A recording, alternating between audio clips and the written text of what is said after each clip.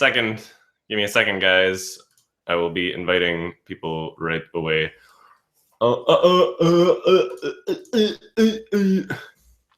Actually, why don't I do the fucking control room?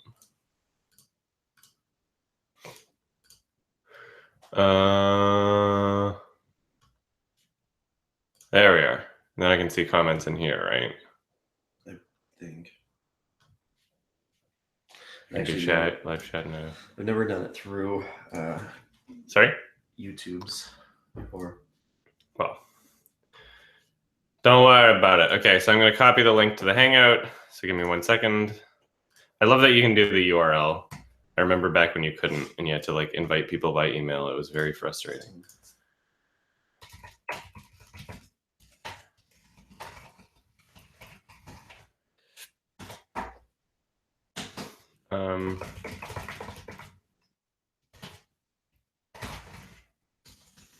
I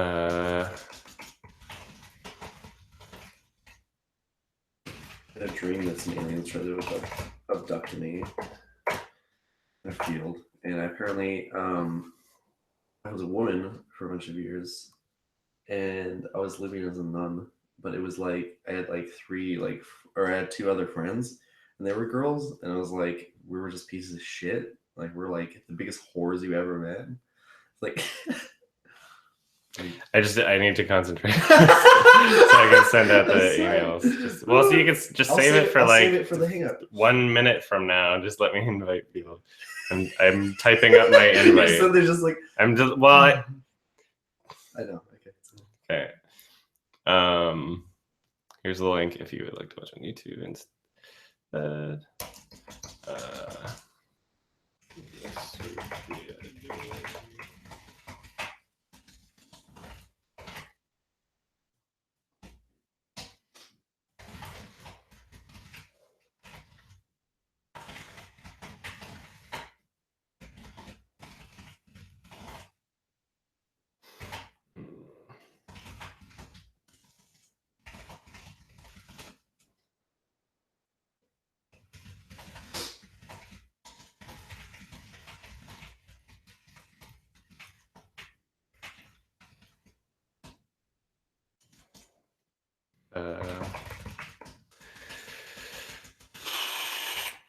One more second. I should just copy and paste this every time, but I don't remember to, because I just wind up giving an explanation of how the Hangout works every single time. Yeah. Just 1 more second, guys. Sorry, I'm like 10 minutes late. They can hear us? The stream is happening. I didn't get to finish my weird story. You'll get I know.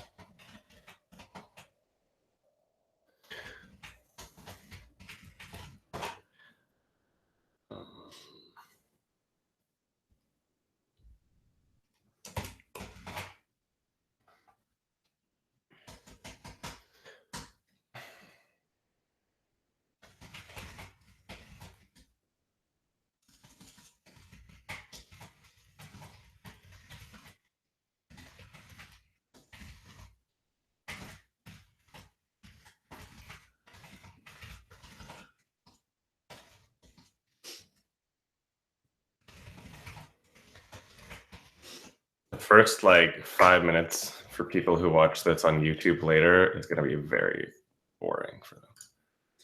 Yep. Sorry, it's guys. It's going to be very boring, but this isn't for you. This is for the Hangout. Phone right now. This is for the. You're the what? I'm like on my phone right now. Oh, okay. All right, so. Looks like I'm just falling asleep. Video URL. Yeah. This is just like it exists just so people can see the Hangout sort of thing for the 10-person limit or whatever. Okay, so copy the link. And here's the YouTube link. See you there. Thank you. Add them. Send. And sometimes it takes a while for Patreon to send it. And I'm just gonna send it to the people who donated in my email too, real quick. Nope.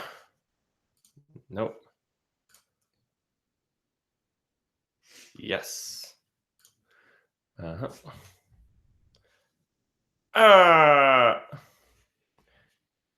Okay, and that one's sent, and somebody donated $1, but they left a really sweet message. Somebody donated $5 and asked, would I fuck Ratchet from Ratchet and Clank? They said I would. They said they would. Hey, I hear somebody. Sitting at the last of the invite. Hey. Oh. Okay, I'm gonna. PewDiePie. No, it's not. I'm just gonna sign out of my email real quick. There we go. How's everybody doing today? I'm alright. I'm fine. I hear you. It is. Oh yeah, your headphones aren't even plugged in. Yeah, it's raining quite a bit in Vancouver. Did you guys got it here from the Patreon invite, right? Yeah. Yeah. Makes sense. Okay, cool. Awesome. Everything is sent out now. Perfect. All right. I need to keep the YouTube chat open so I can see that too. 1 second. And where the fuck is the chat? So this is a better lighting setup. Ooh, What do you mean? Raise myself a little bit. Oh, yeah, we're doing this in Mark's office. Because I realized, I don't know if you guys saw the uploads or the live streams of the previous Hangouts, but the lighting was just so fucking terrible because in my room, the window's behind us, but in this room, the window's in front of us. So we don't get light coming from the back. It was really awful. Yeah, we do have all the Creed posters in here. The trio of Creed. It looks so funny. It's perfect. Also, in here, everybody gets to see the big fucking film slate thing that Patreon sent me a long time ago, back when I was like one of the first people who successfully used their website. They sent out some gifts, and that giant thing showed up folded in half as a package in my mail. It was pretty awesome. I always felt kind of guilty because I feel like they probably expected me to put it in the back of my video, you know, to kind of like advertise them a bit, and it was like I really wanted to, but the way my room was set up, it didn't really make sense. I already had like the Munch's Odyssey thing there, you know.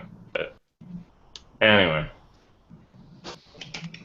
you know, you guys hear about the FUPA? Yeah. Oh yeah. Yep. That's exciting news. Yeah. Yeah, it was pretty good. I think. What's the FUPA? So it's Fair Use Protection Agency, I think. Yeah.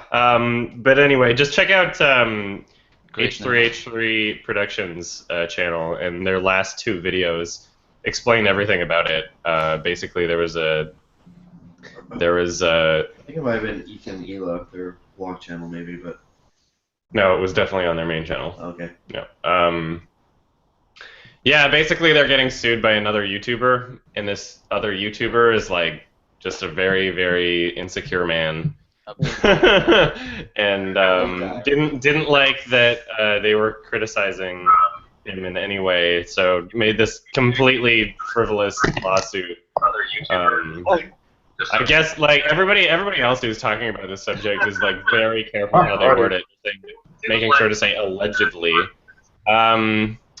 I think James, you got a bit of echo. It might not be you, but somebody has some echo coming through.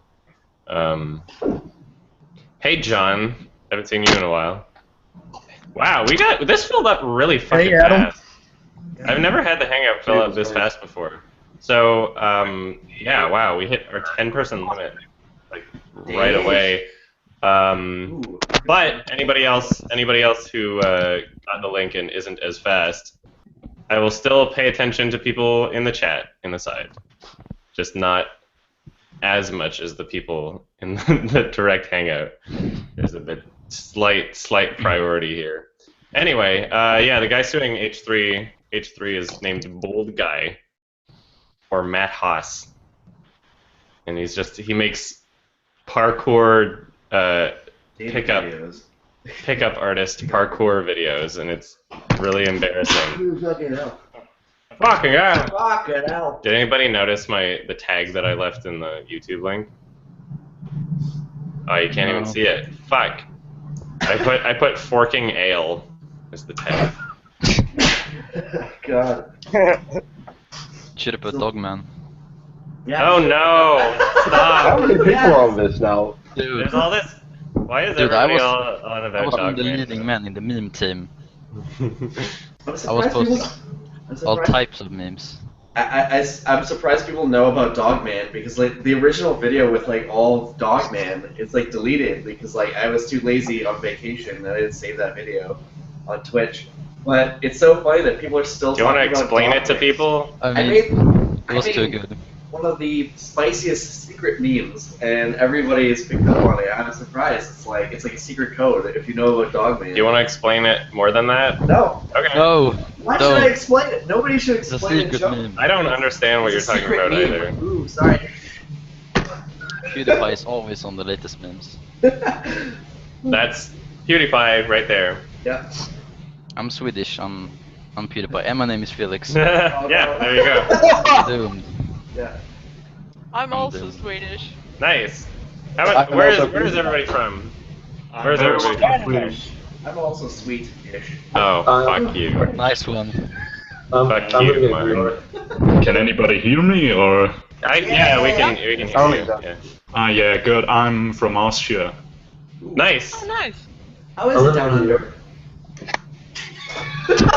Sorry. Get out. Mark's Get out. Get out, mate! Fuck, get out! Get out. I'm sorry, I'm gonna derail this. You I'm sorry. Yeah, I'm sorry. this is what happens when you let Mark in your home. I'm sorry. He spices up everything. Yeah. He's gotten lots He's too spicy. spicy. So, Pepsi too spicy. So we got. Let's see if we can. I don't know if you guys see yourselves in the same order on the screen as I see you. If you look in the chat, so we got John on the left. I'm pretty sure you're from the States. And Yes. then was it Elle that said you're from Austria? Yeah, that was me. Okay. And then going down, Email. I don't know where you're from. I'm from Sweden. Oh, okay. Yeah. And then Felix is from Sweden. And then Hachi Seiko, did you say you're from Yep. Sweden too? Holy fuck, 3 Swedes in a row. And then, I don't know how to pronounce your name. Ijaz? Yeah, it's Where are cool you now. What country? I'm from Sweden. Oh, No, what? no. No, wait, no. you don't have the accent. England, yeah. Oh, nice. And then James, where are you from? Canada. Oh, sweet. Oh, We got a hey. Canuck in here. Yay, no Americans. Uh, Get out. Sungmi, or Sungmi, I don't know how to pronounce. Where are you from? I'm from New York. Crazy. Oh, I'm sorry. I spoke too soon. What did you say? I said, no Americans, get out. And he's like, Oh. I'm from New York. Oh, okay. And I was like, Well, there's 2 Americans here. We've got a Swedish majority That's so in this funny. hangout. And then Willem, where are you boy. from? I'm England. Okay, sweet. Yeah. So we definitely have a Swedish majority in this hangout. That's really funny. Yeah. Oh, yeah. Well, what is that? I don't know if that's. I guess it's Farmers. technically a majority. If it's just like the most from, like how the Conservative Party got a majority with 40% sort of thing. Adam, Yeah, what's up? I do have a thing that might make you jelly. I'm Uh-oh. actually. Yes, it's coming. I'm going to Vienna Film Academy and. Oh shit! Mikhail I can already tell where you're going. Haneke. Yeah, Mikhail Haneke will be one of my professors. That's awesome. Yeah, I knew he was teaching there. That's crazy. You should, if you're in direct contact with him, you should. Touch him. He wants 2 autographs. Well, Yeah. yeah, I don't know. I just want Yeah. to like somehow indirectly communicate with him. I won't make you like pass love letters to him or anything, but Didn't know. somebody else already? well, yes. Although the only proof that I have of it happening is so here's what happened. So I was on Reddit back when I used to actually check my messages. Now there's just like a big 500 number next to my inbox, and I don't ever want to click on it. But anyway, I used to check my messages on Reddit, and this was like way before my channel really blew up. I think it was before I had a Patreon account. I don't know. Or maybe right when I started using one. And I got a message from somebody saying that they were in Austria and that they saw him at a restaurant, like outside from their apartment window. They could see him, and they were just like, "Oh, I just thought I'd let you know." And then I messaged them back saying, "Hey, you should run down there and get me an autograph." And then they actually did it, and they mailed it to me, and it looks legit. It looks legit. Like, I've compared it to the other few autographs that I've seen from him that you Bless could you, Mark. find I'm online. still sick, sorry. And so, yeah, I'm very surprised that you're still like moving. And it looks legit, and I want to believe that it happened, if only for the fact that when he messaged me, he wasn't the one that came up with that idea. I was the one that told him to do it, so that brings some sort of legitimacy to it, but at the same time, there's sort of like this suspension of disbelief. You know, like, I don't know, there's sort of this, like, I have enough skepticism and self-doubt that I don't want to ever frame it as this 100% for sure happened, but I don't know, I feel like it probably happened. I didn't even have that many subscribers. I was the one that asked him to do it. It looks legit. It looks like it would have been his writing, so I don't know. I could very well have an autographed piece of paper from my favorite director, but I don't know if I do or not. Yeah, I had a similar idea. I wanted to get you my copy of the White Ribbon with his autograph. That'd be really sweet. Yeah, and it's even a German cover, so you not have the White Ribbon, but das weiße Band. Nice. Yeah. Authentic. Yeah. Is it like a Blu-ray or a DVD? It's a Blu-ray. Okay, sweet. That'd be amazing. Thank you. Yeah, message me on Patreon, because I'm pretty sure any one of my patrons can just message me directly, and it doesn't. Oh yeah, anyone from doing that, so. I will, but I'm a PayPal donor, so. Oh, okay. Yeah, that's fine too. I mean, the same email that directs to my PayPal, I'm pretty sure is like an email that I check anyway. But either way, I mean, there's ways to get my attention. Thank you very much. That sounds like an awesome idea.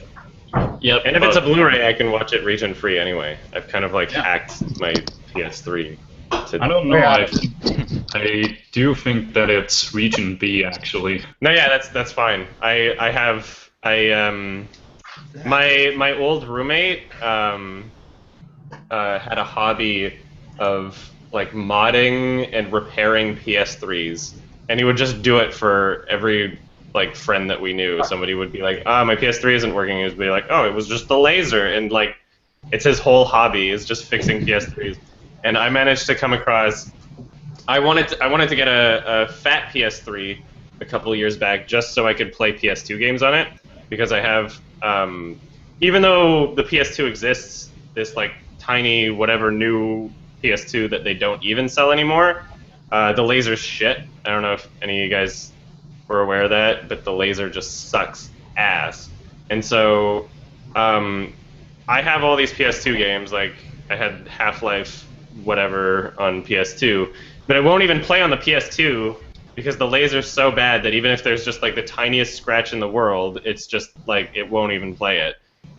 So I wanted to get a PS3 for that, so I looked on Craigslist. I found somebody selling a fat old gen backwards compatible PS3, and it was the luckiest Craigslist buy ever because they hadn't even updated it. Basically, they bought it new. It was like an 80 gig backwards compatible PS3 that they bought way back when, and he was like, yeah, I thought I would play it with my brother, and then it just sat in a closet.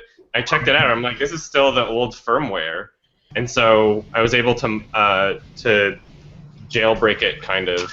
I don't know if that's the right word, or mod it. My roommate helped me out. I don't really know what I was doing, but I was able to make it a backwards compatible Blu-ray player, or not backwards compatible, region free. So now whenever I want to watch a region B movie, I just like go into the menu and just like, oh, I'm gonna change the region. And the saddest part about that is how much it proves just how easy it would be for a company to allow their players to play other regions' film. If like 100 kilobytes of information was the only thing that was preventing me from watching Region B Blu-rays on my Region A player, like they're full of shit when they say that it would be too much of an effort. They're full of shit. Mark is zoning out. Yeah, what's up with Mark? Sorry, I was going on a bit of a ramble, but like it all comes back to just how annoying region locking is. I hate it. I can also play any region of Blu-ray on my PC now too. There's too many not region A Blu-rays that I want to watch for me not to have a region-free Blu-ray player of some sort. Can I ask a question? You already did. Next question. Yeah, good. Stand up and clay. Can I follow up on an unfulfilled promise that I made? I wanted to gift you Y Tu Mama Tambien on Criterion, but I didn't because I'm fucking broke right now. Oh well, don't feel obligated. Santa Seal. You were asking me that like when it was my birthday, right? Yeah, I did. I remember that. Well, don't feel obligated if like I don't want to suck money out of people. No, I will. But I had the idea since it's kind of a straight erotic film that Mark would enjoy much more. Yes. Oh, baby. Are there lesbian short-haired girls in it? Because then Mark would really enjoy it. It's actually there's an itty bit of gay action in it too. Gay? So what do you mean by gay? As in like dude? So like Somehow not girl, surprising. The woman, she blows these two guys, and the two guys get to kiss each other at the end. Oh, This stop. sounds like a Criterion movie. I can only get so erect. It's gonna break. Yeah. The memes. Help. The men's. No, That but does I think sound it's the only European. Alfonso movie that I haven't seen. I think I've seen. I feel like He know, hasn't it's- made that many movies, but I think I've seen all of them except that one. it is kind of Alfonso Cuarón's fetish movie. I think there's a lot of feet. There's a lot of Which is feet weird, action. because it's like Yeah. his first movie, isn't it? No, it's his third. I think it's his third. I Yeah. didn't even know. I thought it was like his first movie. It was I'd his like to first know. like critically acclaimed "I'm on the Scene" movie, though, right? Like, You know, that's kind of I- what got him to like break out into the industry. Is what my Roger impression was. Ebert loved it. Roger Ebert loved it. He Did he would. write his review with one hand? Yeah. Stop. Hey, Sass I'm Dog. loving it. Hey, I'd like to think that Sorry, Antichrist I'm not sure if my mic was working. Fryer's fetish movie. I didn't hear what either of you said because you both talked at the same time. Sorry. That's all right. Go ahead. Alright, who's first? No, you go first. No. Gunsling battle. What? I like to think that Antichrist was Lars von Trier's fetish movie. Especially the, Yeah, especially the he is a Nazi. She's like, the fox. I'd like to think that every one of his movies. I, is I, fetish I movies. meant the whole blood ejaculation part. Yeah, Oh, I think that he gets off on pain and sadness, and maybe every yeah. movie is his fetish.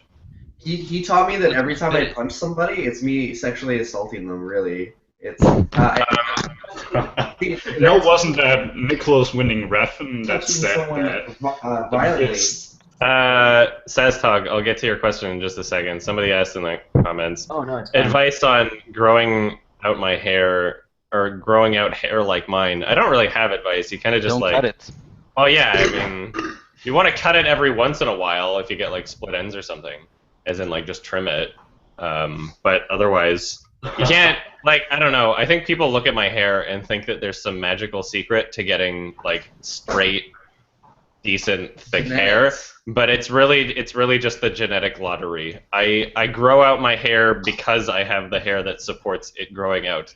It's not. I didn't decide to have this hair. I am just using it. I'm using it to its fullest potential. I feel like you trying could rock to- the I don't afro. get curly. Sorry, what? I feel like you could rock the afro.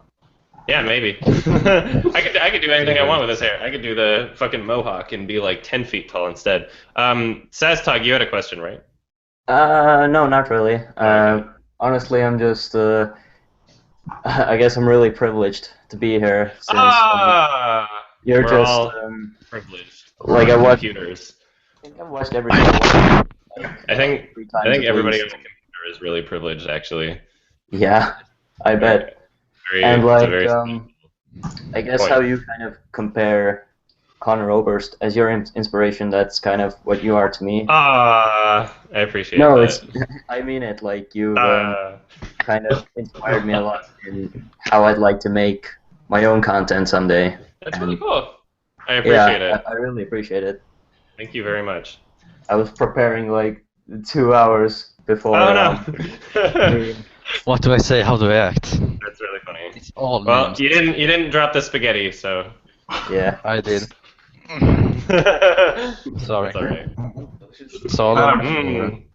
That's the same thing with me. I wouldn't be going to Vienna Film University if it weren't for you, Adam. That's crazy. Yeah. So what you need to do is you need to go up to him and be like, "Yo, so there's this guy on the internet that's advertising your classes, and Give I think you some. owe him some money, right?" And say, "Pay up, Make a or move. I'm gonna pull a 71 fragments." Nobody spoil it.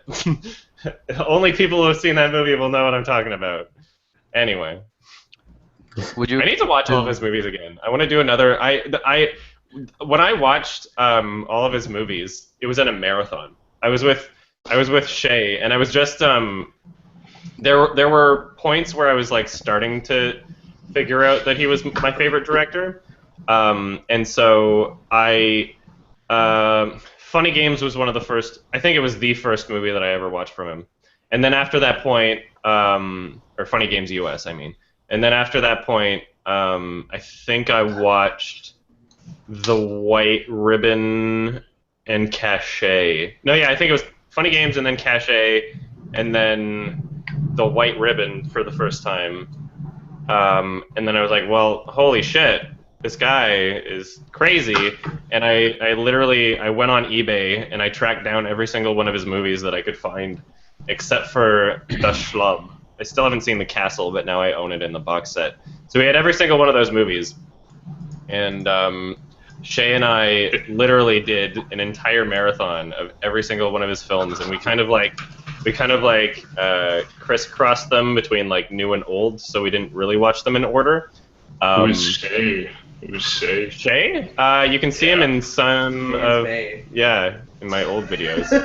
Like after reviews. I think didn't he react to you puking in the woods? Yeah, he was there holding the camera while I threw up all over myself on an alien. Adam. Why is it pink? I've always asked myself. Why is it? That's my fetish. I bought the pop or soda can that he's holding is this really cheap, like this 50-cent soda that's called Super Chill, and he like, and that's why the video is called Super Chill. And you can see on the label, he's holding it out to kind of like advertise it, and we just drank a bunch of it, and it was like purple, kind of, and so it was mostly just that drink that I was throwing up. And it's a lot easier to force yourself to throw up if it's like carbonated too. So that's why I just like downed it and I was like, and that's how I just did it. Also, if it's a dirty It's pretty black good. drink. Anyway, so yeah, I watched all those movies with Shay, and it was literally just like, wow. Even like not every single one of them was like a masterpiece, but every single one of them was like fantastic. You know, every single one of them was something that had something in it that was like so visceral and memorable. Like even some of the most boring ones will have some point in it that'll make you be like, holy fuck. There's parts of those movies that are just like engraved in my brain. There's one of them that I've only seen once, and I definitely remember a horse death, a very violent death of a horse. And I don't even think you would be able to, if you haven't seen his movies, you won't even know which one I'm talking about until it happens. There's definitely there's so many animals that die in his movies. True. It's like every I'm guessing single we're one of his talking about- movies has an animal that dies, except for one that I don't even want to say what it is because it's almost like a spoiler to say that an animal doesn't die. Isn't that weird? I'm not even kidding. The one movie where the animal doesn't die, it's kind of a spoiler to say that it doesn't die. The movie Maybe that's is his. about a day. I would like to see Michael Hanke-chan redo Homeward Bound. Oh God! Where like one of them falls into a spike trap, and like one of them like. I don't think that's how he would do it. Yes, and the cat. I don't think one he cat would. gets captured and they chop it in half and like. He's not Eli Roth, you know. No, he did it tastefully. He's the Austrian. What do you think? Inferno. Sorry, what? What do you think? Why do you think the remake of Funny Games was less well received than the original? Because it was released in America. That's exactly why. It's like you have the first one Fuck that America. circulated like the. Patriarchy. Well, no, it's when you give something a wide release and you're saying, I'm going to market it to the general public and not just people circulating around like indie film festivals and actually seeking out the art, then you're going to introduce it to a lot of people who had different expectations for it and then get mad when they see something that isn't what they thought it was going to be. When people go to the movie theater in mainstream America, and you know, it not just America, in Canada, anywhere, the average movie-going audience member wants to go to a movie to see something that they've already seen. They want to go to a movie and get an experience that they're familiar with, that they're comfortable with. They'll see a poster, they'll say, this looks like blank movie that I've experienced before. I want to experience something like that again. And Still unfortunately for them, Funny Games and all of his films are not experiences that you can equate with other movies specifically. They're not. You can't watch Funny Games expecting to see like Panic Room. You know, you can't. You're not going to get what you want out of it just because it's a home invasion movie. And then on that level, it's like if you're providing a new experience, which most of the best movies ever do, then how do you market it to the general public? It's really difficult to. You know, even in the movie Drive, that was a festival movie. What, it won the Grand Prix or something at Cannes? And no, yeah, it was circulating Cannes. I think it got Best Director or something. I think Whiting Refn got Best Director. I didn't say Panic Room wasn't good, Thugs Bunny. Anyway, he got Best Director for that. It blew up, and then as it got released into the mainstream crowd, most people loved it. And a lot of like critics loved it. But there were also a lot of cases of people walking into the movie expecting to see like Fast and Furious, and then getting upset when it's not. You know, like that's kind of what happens. So in a movie like Funny Games US, one that definitely challenges the audience members, it's not surprising at all to see that it was less well received than the original that was only ever really distributed in kind of like the indie circuits in like '97 in Austria, and then scattered throughout the UK. If the original film was presented and marketed in North American theaters in the same way that the remake was, then you would see the exact same rating. You would see the exact same sort of like, I'm mad that it did this. I'm mad that it's... Stop. Sorry, keep going. It's just, I found this book is actually dedicated to somebody. There's a note written inside to Cindy, cousin Cindy. This is an ad, isn't it? What? I don't even Is know. this? Look, what is this? No, yeah, look, because it says this is an ad for a greeting card. Because on the actual page it says. Why does it say cousin Cindy? It says your cousin bought a house and got engaged on the same week. Send him this card. American Greetings says it best.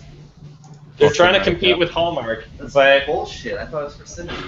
no, you're wrong, Mark. Tuning out the entire time. I was just watching him. Sorry. That's okay. I am It's wondering, entertaining. is Mark even getting any ironic enjoyment out of all the creep posters and Yes. anymore? Actually. We've never changed this room. unironic. It's Literally, unironic. like, it's going to be this room forever. This room will never change. The one This at the top. room is exactly the I'll change way if I want to. it should. No, you won't change Yes, I it. will. Yeah, And this bird you cannot change. but you don't want to. You don't want.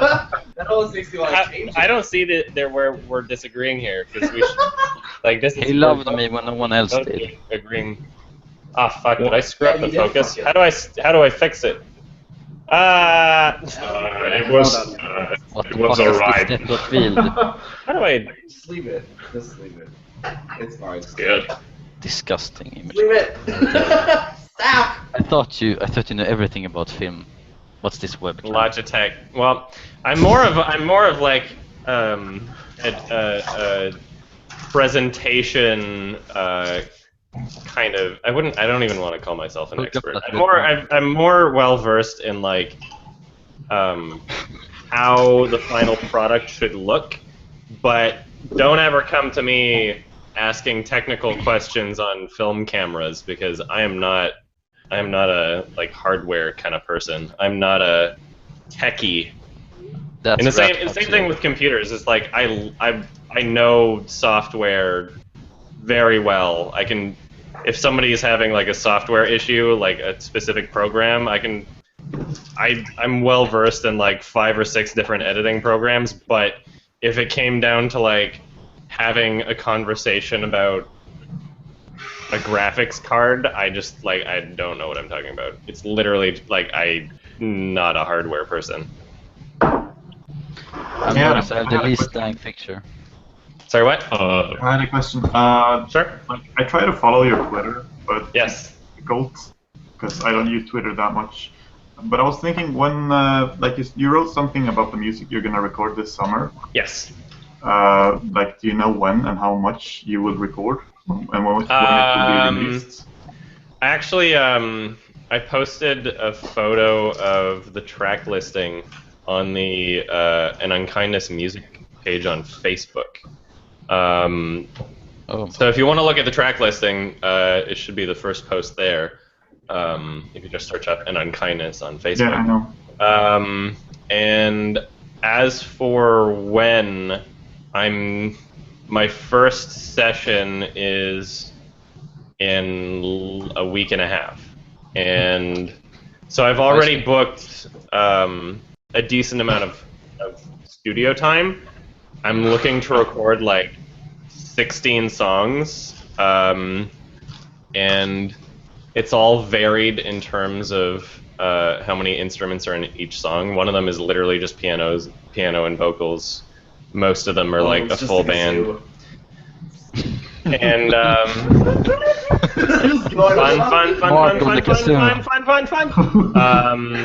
The legend.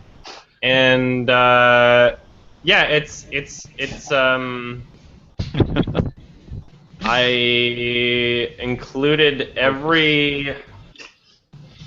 I guess not every. Well, I've been writing music for like 10 years now, and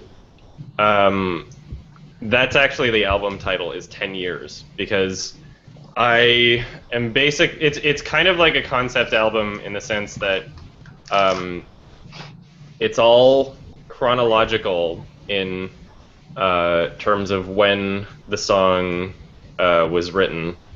And so it starts with music that I wrote 10 years ago, and it ends with a song that I wrote this year that I'm literally writing. The last song on the album is going to be a song that I'm writing as I'm making the album, if that sounds weird. Because I want like the process of doing it to kind of be a part of it and reflect that.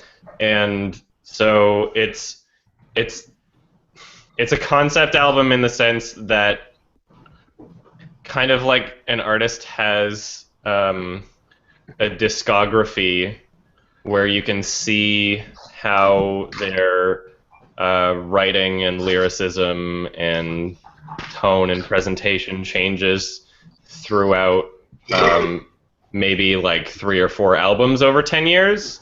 It's like that, except it's all in one album. And part of that is born out of just how I haven't had the resources to record a professional sounding album until now. And no regretty, Mom Spaghetti, because I would rather no regretty, Mark's Spaghetti. Why is everyone paying attention to me? I'm like on my phone. I'm only I've watching. heard they're really good. You're being not distracting. I'd say it's adding to the experience. Yeah. This is my first Patreon stream with Mark. Yeah, there you go. Ooh boy. PewDiePie and Mark meet. And so yeah, in that sense, yeah, you could say it's gimmicky. If somebody really wants to market it as the Boyhood of albums, then sure. No, but not I think it's going for a different purpose. And I mean, so I'm not changing anything about the structure or the melody or the lyrics, but I mean, there's still, I mean, the songs that I've written 10 years ago or any amount of time in between, I'm still adding new if I recording it, I'm like, oh yeah, there should be violin here, then I'll add violin. So it's like, it's not completely purist in the sense of like, oh, this has to be exactly how I would have recorded it, because otherwise I don't think it would be as good. So yeah, it's I'm looking forward to it, and it's Should be going cool. to be like an important kind of send off to all those old songs that I've wanted to get out for so long, but have never had the resources to do so. And How come you managed to get out the other songs? what? Well, so that cost like $5,000 for the 4-song demo, and that was done in Edmonton with a like semi-professional. Not really. It was like it was a good quality for a demo. All of the I was still playing the keyboard, like the piano, but it was going through an electronic keyboard, and it was done through MIDI. And because it was done through MIDI, then we didn't even have like the genuine sound of like the Casio that I was playing with. Instead, we had it being registered by my fingers pressing down, but then being recreated in a computer that was creating those notes. And so the piano doesn't really sound real, and it's the most important instrument in anything that I do. And like, it's way more expensive now doing this shit, but I think that it's an investment that will pay off, even if maybe not necessarily financially. It's a good way to break into being an artist that isn't just a YouTuber. And for any future film projects, I'm going to be making the music for it anyway. So this is also kind of a way of me preparing for that.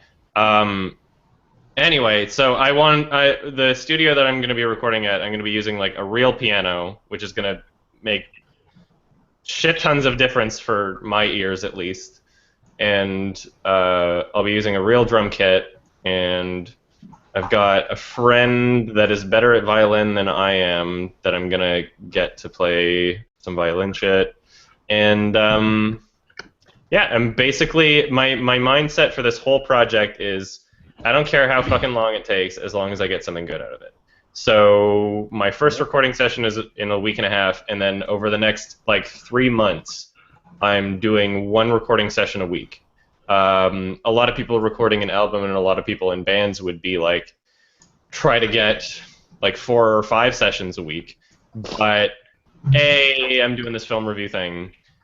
B, I want to make sure that I'm like insanely practiced before every single day of recording. And then C, some of the stuff I'm still writing as it's going along because I want to be able to have something that I can adjust to. So if I record like piano and drum tracks in the first 2 weeks, I want to be able to take those home and then practice along with those recorded tracks to see if what I've written for electric or acoustic guitar is ideal, or if I should change it before I start recording it, sort of thing. Anyway, that was my little ramble, and that's how it's going to go. And it's a very important send-off to me. I have a question regarding the whole album. Is it going to be like that you have to pay for, or are you going to distribute it like? Well, I mean, I'm gonna have it on YouTube. I don't see why I wouldn't do that. I mean, Death Grips releases all their shit on YouTube, and they still make money. Yeah. So I'm thinking like I can do that, and then if anybody wants a physical copy, then I can sell those because I mean those have production costs anyway. Yeah. Hold on, how many instruments do you play actually? All of them. Piano, drums, vocals, acoustic and electric guitar, bass. I'm probably gonna get somebody else to play trumpet, even though I do play trumpet. And like I said with violin, I own a violin and I can play it, but I want a better sound than what I could get out of myself, because I'd rather have somebody who's been playing violin their whole lives do it than me practice for a few months and then, you know, like, I can still write it, but I don't want to record a sound onto something that's like permanent and that I want to have for the rest of my life and then not have it the best that it could be. Yeah. You know? I'm looking forward to it. Yeah, me too. Yeah, let me take a What are you doing, Mark? I'm doing my thing. There. Thank you. Mr. Oh, Someone's getting swatted. I'm just gonna say, take up guitar. You're never too old. Don't be a fag. I don't think guitar. I don't think swatting would ring your doorbell. Excuse me, put down your hands, stay on the floor. Put down your hands. I thought it was put up your hands. Excuse me. Hands in your pockets right now. Lay down on the floor. Probably how Canadian SWAT works. Yeah, the Canadian police. Oh, I'm so sorry. We have to do this. It's probably just mail or something, which is weird because it's a Saturday. Why would they ring the doorbell? I don't know. Why wouldn't they ring the doorbell? Oh, it's that how they... The doorbell goes off all the time. Hey Adam, do you like LCD sound system? I think so, although I would have to refamiliarize myself with their music. I'm pretty sure I've heard them and enjoyed them, but I can't say I'm well versed. They did a song that was on Simon Killer, right?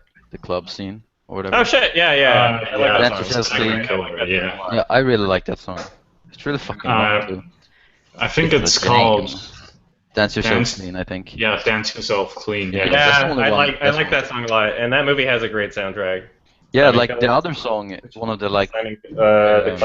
The last time I asked Mark about LCD sound system, he said I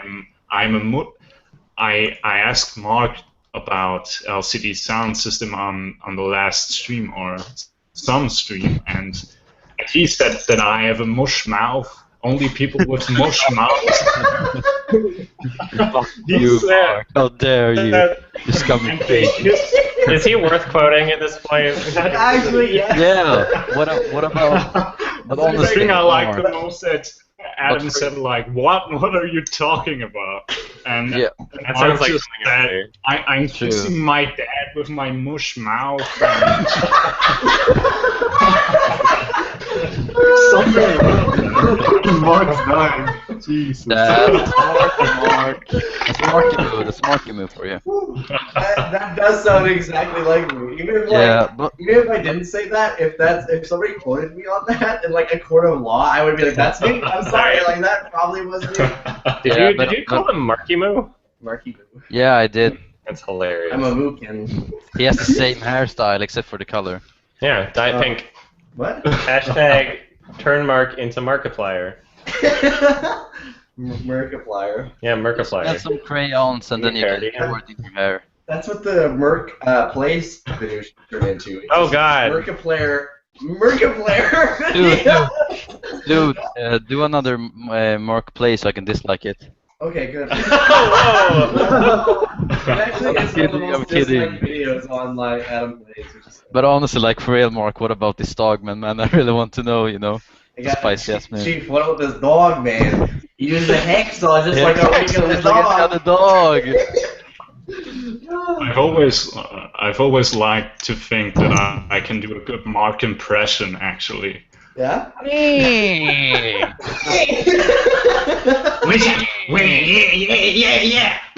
That's That's actually pretty That's good. him in bed. Yeah, That's so him in bed. that sounds like him. Oh boy! You should hear me in bed just screaming, "Let me in that rat hole" over and over again. I'm not talking about sex. I'm talking when he sleeps. He screams. Oh. Yeah. That's his thing. At night, the demons come to get me. Fighting them all. Okay, so fast forward to a year from now, Yes. when our gaming channel has like 10 million subscribers. Got it? Yeah. Diamond play So button. like, sorry. Diamond play button. Yes.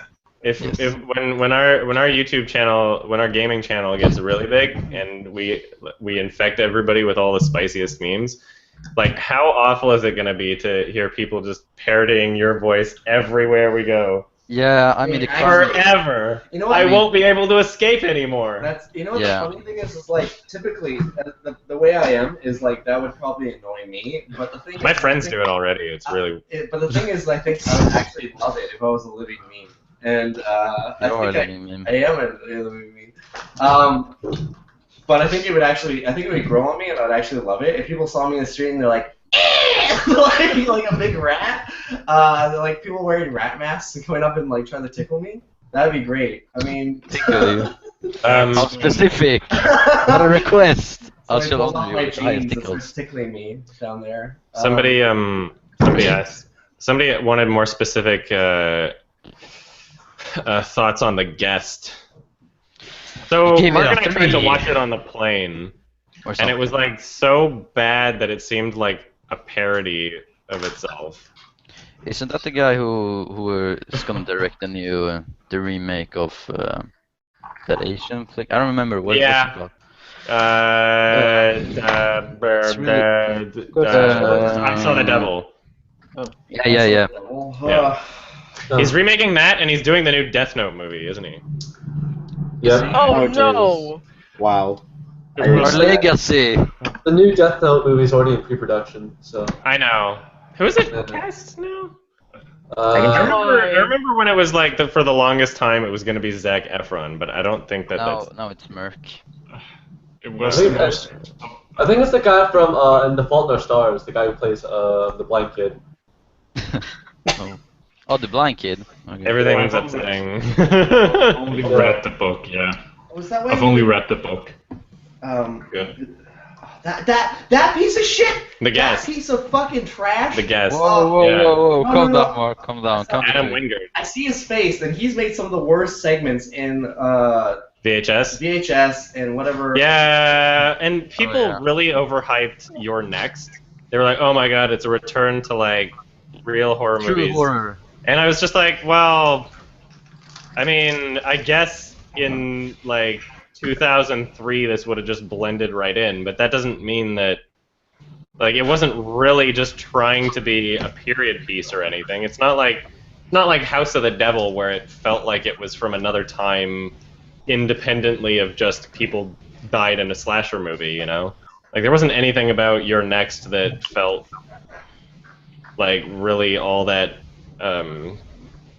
well made. I don't know. Your Like, next was the best, like, Home Alone film. were awful. The twist was awful. Did you guys hear about that documentary, Tickled? Yeah. Yes, I kind of want to see it. I really want to see it. But It's I love the intriguing in a weird I way. need to see more than the trailer because the trailer. Yeah, but like, it was still like intriguing as the whole factor with it being so weird, especially in the end. It turned like to this horror thriller thing. I think that was just editing. I don't think it's gonna be that bad. But I think that even the critics and everyone is just talking about it's like really weird and it's going to this like. And you know what's the worst part about it is as soon as I watched that whole trailer, all I thought was, I wish I didn't watch this trailer. It seemed like It probably misleads something, yeah. But, well, I mean, I think it still would be weird. If a movie is like one tone and then makes a dramatic and unexpected shift into another tone, I would have preferred not to have known that before watching the movie. I would have preferred to have experienced the shock and disbelief or like, especially since it's like from the movie itself, and I immediately regretted watching that trailer right after.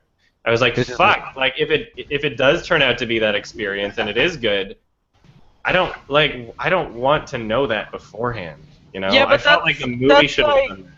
That's like what you said before about people wanting to see movies they've already seen. Like that's I they know, it's spoil like you trailers all the time right you now have to because prepare people to, exactly. to know exactly what experience they're People going to know get. what they're going to get, and it's. I've always, in that same respect, I've always kind of hated like the rating system because it'll be like rated R for rape. I'm like, well, now I know someone's gonna get raped. Yeah. Like, fuck. Sorry, what were you saying? And I bet, like, with the new I Saw the Devil remake, instead of the original, which was kind of like this new take on like the revenge movie genre, it'll just be like this Hollywood cliched remake that everyone like saw. Old Boy, maybe. Yeah, basically. Yeah, I actually remember I don't like this director. I remember the British rating for Antichrist was like it was rated 18 for self-mutilation or some shit. Oh. Oops. Yeah. Now it's out to the world. Yeah. That's bullshit. There shouldn't be trigger warnings on a fucking. Yeah, isn't it kind of funny how it's like already that? There was a movie. Or for scissors. It literally just had a trigger warning at the very beginning. It's like warning. This movie may contain faces of people who are dead, or like images. No, it was like you should exercise caution if you were from this area because we're talking about real people or something. And it was like, okay. Professional cautioner. Yeah, whatever. True story. We don't actually have a specific warnings in Sweden. We only have like just a classification. No, it's only we have like like age restrictions, and that's it. That is literally it. It's the same way here. It doesn't go above 15, does it? Right? It doesn't go above 15. It goes. Yeah, 15 is the highest limit actually. Oh, that's so. awesome, actually. So I get a free pass into heaven. It's so funny to me that you Americans / Canadians have this R-rated thing when. Well, Canadians' rating systems are a lot less restrictive than Americans. I think, like, look at the Austrian rating system. It's like really, it's much more lax or laxer. Canada is like the halfway point between like the UK and America. Or Europe and America is what I meant to say. I've literally seen films that were R-rated in America, but you could attend by yourself at 12 years of age. Oh yeah, there's plenty of those for Canada too. It was R-rated in the States and PG in Canada. I mentioned one of those in my I think 2009 review with A Single Man, and it was rated R in the States for Sexuality. Because there was gay people in it, and it's just like, that's not appropriate for children. But it's like, but if it was straight relationships are appropriate for children, okay. There was like a mild nudity in a photograph that someone was holding in their hand. It's like, okay, whatever, but it's kind of like, it's embarrassing when you can compare two different countries and be like, you have decided that nobody under the age of 18 can see this, and another country is just like, well, it doesn't matter, anybody can see this, and I remember kids movies, Swedish kids movies, where there were adults and children completely naked. That was totally fine in Sweden. Oh yeah, of course.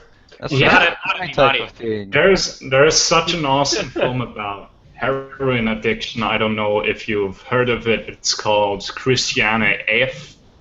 No, I've never seen it. In Germany, I'd like to count it to a sort of heroin trilogy, like Requiem for a Dream, Train Spotting, and then Christiane F. And it has like preteens having sex. Jesus. With actual nudity, and it's disturbingly realistic. It's really eerie in a sense. Oh, yeah, Adam. I'll check it out. Mark. Yeah. Sorry, someone was about to say something. That's the stuff. That's the stuff. Hostess. Who had a question? Well, it doesn't have penetration or anything, but. Oh, fuck. Oh man. No. Dang it. Yeah. Great. Yeah. Someone was about to ask something. I think somebody said that. No, I was going to ask if you saw Blue is Almost Color, but I think you did Yes, quickly on that. I did. Something. Yeah. Well, I don't. Yeah. I mentioned it in my VIF 2013. VIF 20. Oh. Yes. Yeah, I enjoyed it. I just Actually, I don't remember if I actually put it into a video or not. But anyway, I watched it. I enjoyed it. Like the performances, especially near the end, were like fantastic. But I just felt like I didn't really connect to it as much as I could have. I don't know. It's like a bit of a subjective personal preference, I guess. I was also really distracted by like how they ate spaghetti every 5 minutes, and I mean, and then like I feel like if I were to objectively, if there was a 20-minute like graphic sex scene in a two dudes movie, I think I would also just say like, wait a minute, the movie just turned into porn, and I don't like. The director was total. Like, we were talking earlier about directors that filmed their like sexual gratification movie. That's that movie in a nutshell. Is like, yeah, it's still great, and like the fact that it was, you know, artistically done and well shot and well acted kind of justifies the entire film. But as for that like scene in of itself, it literally just like we're doing story, drama, story, porn, and then like back to the story. I don't want to be restrictive of what someone can film, and I do feel like we do put sex on a bit of a too much of a pedestal. But when it comes to sex in movies, like so something, I guess even in the movie Thirst, which I loved, in the director's cut of that, I kind of felt like it went on too long also. Because as somebody I know you're who's a like, fan of like I know you're into like short bus as well. You gave I remember seeing you gave oh yeah, and like it's not the amount of what's being shown. I felt like you could have been way more graphic. You could have like literally cut to a money shot and shown her tongue like swooping inside with like an internal camera, and I wouldn't have even given a shit. But when it goes on for so long, then it's just like, oh, I'm not really like, you've already illustrated the passion that these characters have for each other. You've already illustrated like every sex position that they've ever been in, you know? And when it goes on for so long, then it's just like, it's not really about illustrating these things anymore. Now it's just about porn. I felt like the length of it is what really got to me, and I feel I would feel the exact same way regardless of the genders of the characters involved in those scenes. Like even the actors themselves were like complaining about how they felt like they were raped by the director because he like kept insisting. Like look at the interviews with these actors. They were like, yeah, he made us do this for like fucking forever, and We didn't expect that it would happen for this long. It was literally like he just dedicated like 3 weeks to it. Sorry, Michael Haneke also says like the viewers need to be raped by the director. Yeah. Well, that depends what you're going for. Because if you're going for like an uncomfort, like a discomfort sort of feeling, like the movie was Blue is the Warmest Color was never supposed to try and communicate like, oh, isn't it disgusting what they're doing, or like, oh, look, I'm gonna want to make you feel uncomfortable. Those are things that you should save for like Gene Delman or something, you know, movies where it's like the length of someone sitting in a prison cell, or the length of an uncomfortable experience. In Funny Games, she takes like 15 minutes to like get out of her rope, like after all that chaos, and like stumbles towards the kitchen counter. That's what those long, painful scenes should be saved for, in my opinion. But when you're trying to go for something that's like, look at this love between these two characters, then it's like it's not. I don't know if you can really make that argument for it. Like I felt like it was going for an uncomfortable length that only worked if you were really into what you were watching. And when sexuality is so subjective, it's like I, as a gay man, can just say like I was just starting to just feel a little bit impatient. I'm not disgusted by the female body or anything, but I wasn't getting anything from those scenes. And like one could argue like, oh yeah, it's about their love, but I just really didn't feel like the length of the scene justified communicating anything. There was nothing about it that I learned anything new about it going on for so long. You know, like you can show as much as you want. I like Short Bus. You know, I like Antichrist. I like so many different graphic movies, but I felt like it was just turning into something where you have to be a certain way to enjoy it. You know, you already have to have these certain preferences to get that out of the scene, and I don't.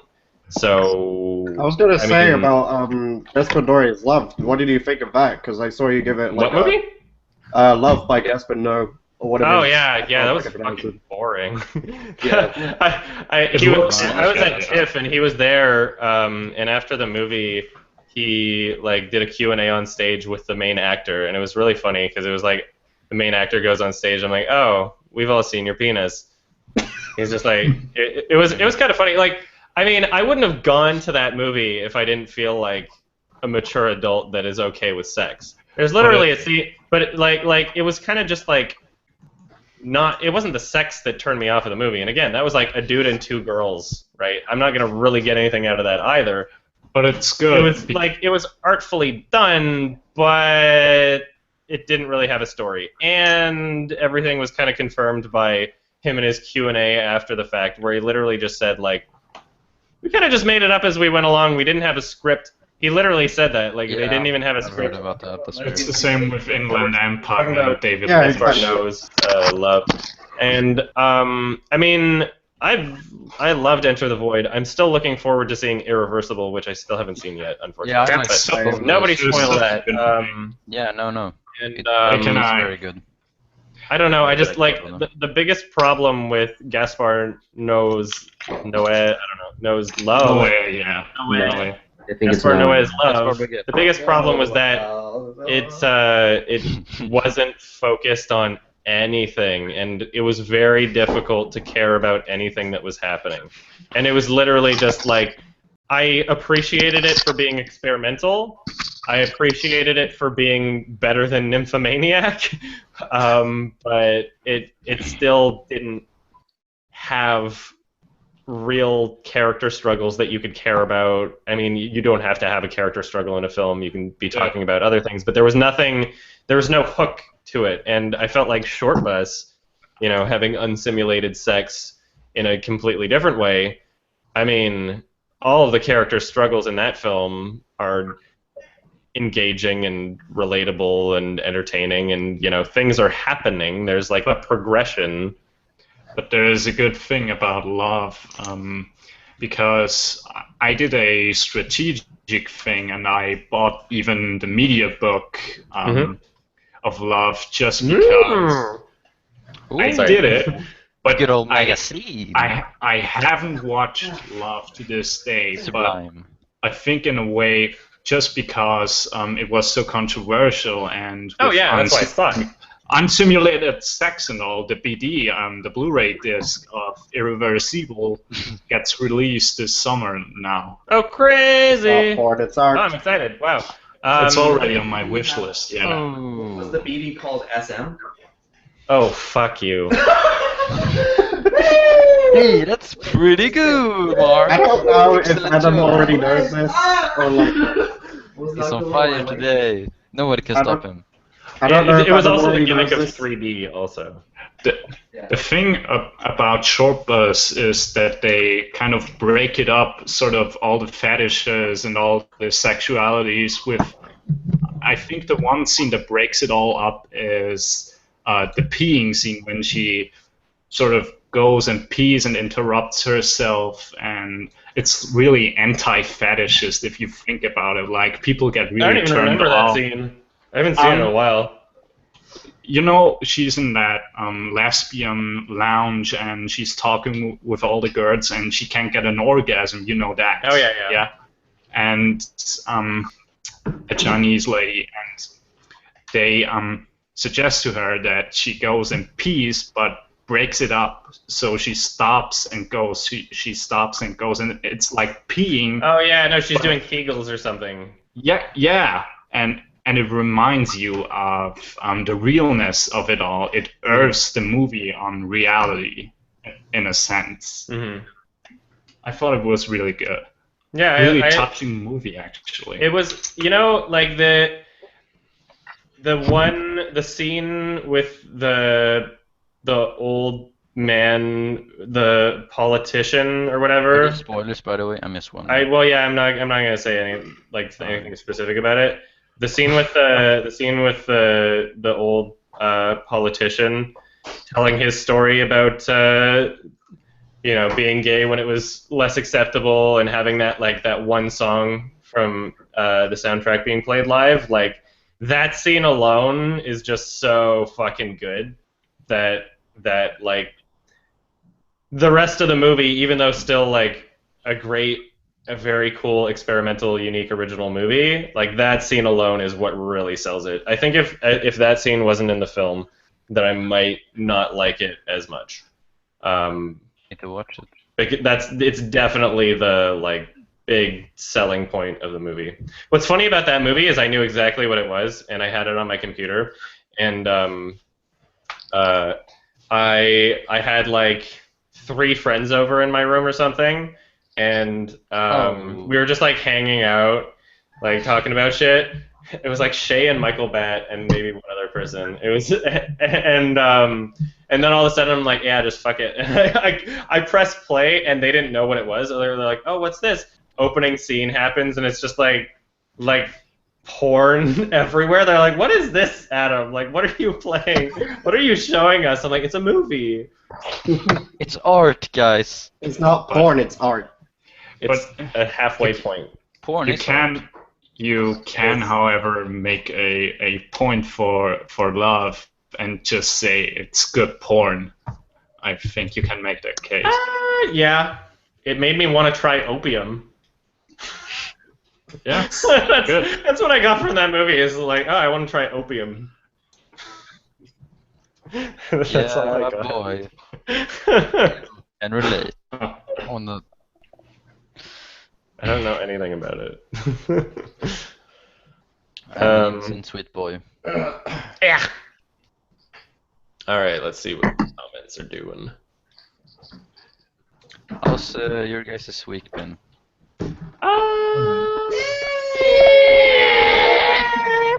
Let's have a choir of rats. And Rat trap. 3, 2, 1. Come on. Get out of here, A Mark. conductor doesn't say 3, 2, 1. If you knew anything about music, you would know that a conductor never says 3, 1, 2, 2, 1, 2, 3, 4. And then you rock out. Music, man. Oh, about music and shit like that. Yeah, you guys saw Youth, right? Yes, I love Youth. I bought it actually recently. I saw it at TIFF. I love it. I gave it a 7. What did I give it? No, you gave it. I think I gave it an You gave 8, it- didn't I? No, you gave it a 7. No, Well, $10. let's. $11. I think I gave it an 8. Pretty sure I gave it an 8. Yeah, you'd say, yeah. I think so. Did you do a review? It's like a 9, dude. Well, yeah. Let's see if I can find this shit. Which one? I can check her IMDb real quick. Youth, 2015. I'm pretty sure I gave it an 8. Yeah. And if not, then that means that I gave it a safe 7 so that I can watch it again and then probably just give it an 8. So Butch the Bully. Sorry. Butch the Bully. And recently viewed on Mark's computer. Connor. Okay, let's see. Someone was How asking. do I search up movies on my... Because I'm not logged into my thing right now. This is in Mark's computer. During one stream, I sent Mark a picture, and he said he would use it as his desktop. And it was a picture of Uncle Phil sticking a stick up Wilson. Uncle Phil? Yeah. The thing was, Adam went on my computer and changed it. And then I was there when he said he would do it, and then as soon as he left the room for something, I literally changed his desktop to that. Good. You said you would do it, and I he came changed it back. I changed it back to something better. it. I loved it. That's better. You love Uncle Phil, yeah? I do love Uncle Phil. Uncle Phil. I've been writing Uncle Phil Fan fiction. Fresh Prince fanfic / parents before any of you were even born. Sorry. Oh. Even though I was born in '88 and the show wasn't even out yet. I feel burned. You just got burned. Oops. Ooh, this one's really hot. I'm the child. Oh, peace out. Shit. I forgot your name. You just left. Damn it. Okay, thanks for joining. Animal. Mark, how do you feel about that Adam gave your favorite film a 7 out of 10? Well, he's an idiot. What's your favorite film? Oh my god, we got one more. Critic is a cock. He doesn't know what he's talking about. What film? Videodrome. Yeah. Oh. Well, I saw it. I think he was like... You know, I don't... You say it's your... I know it's your favorite director. Is that your favorite movie? Nah, not really. I just tell people that. But it is up there. I think my favorite film is probably like Vertigo or something. I don't. Videodrome is a movie I where it's love like if I was really relating to the deeper messages it was giving, then I would probably like it a lot more. So you totally got it, but you don't like it? No, I just wasn't as like drawn in as I could be. You know, seven. If I give a movie a 7, then there's a good chance that I'm giving it a safe rating, so that when I see it on a second time, I can readjust. Because usually, if I see a movie and it's an 8, then I know it's an 8. But sometimes it's like I don't know. I feel like this bit of self-doubt where I'm conflicted, and then I'll just give it a 7 first, and then maybe change it to an 8. If it's like I don't know. Between the difference between 7 and 8 for me is like whether or not it gets past my threshold of like true greatness, and that's why you know the difference between those two numbers is like it was a very confusing film, and I'm sorry I hurt your big brain, but yeah. My big brain. I'm sorry, you stupid. That's actually retard. Too bad it was too small. Anyways, I think now I'm starting to get why you gave Mulholland Drive a 7. Well, I think I want to give that one an 8. I think I want to give that one an 8. I'm not allowed to say anything about David Lynch. Lynch is... What about David Lynch? He has beautiful hair. Everyone's loving him. You can't say anything bad about him.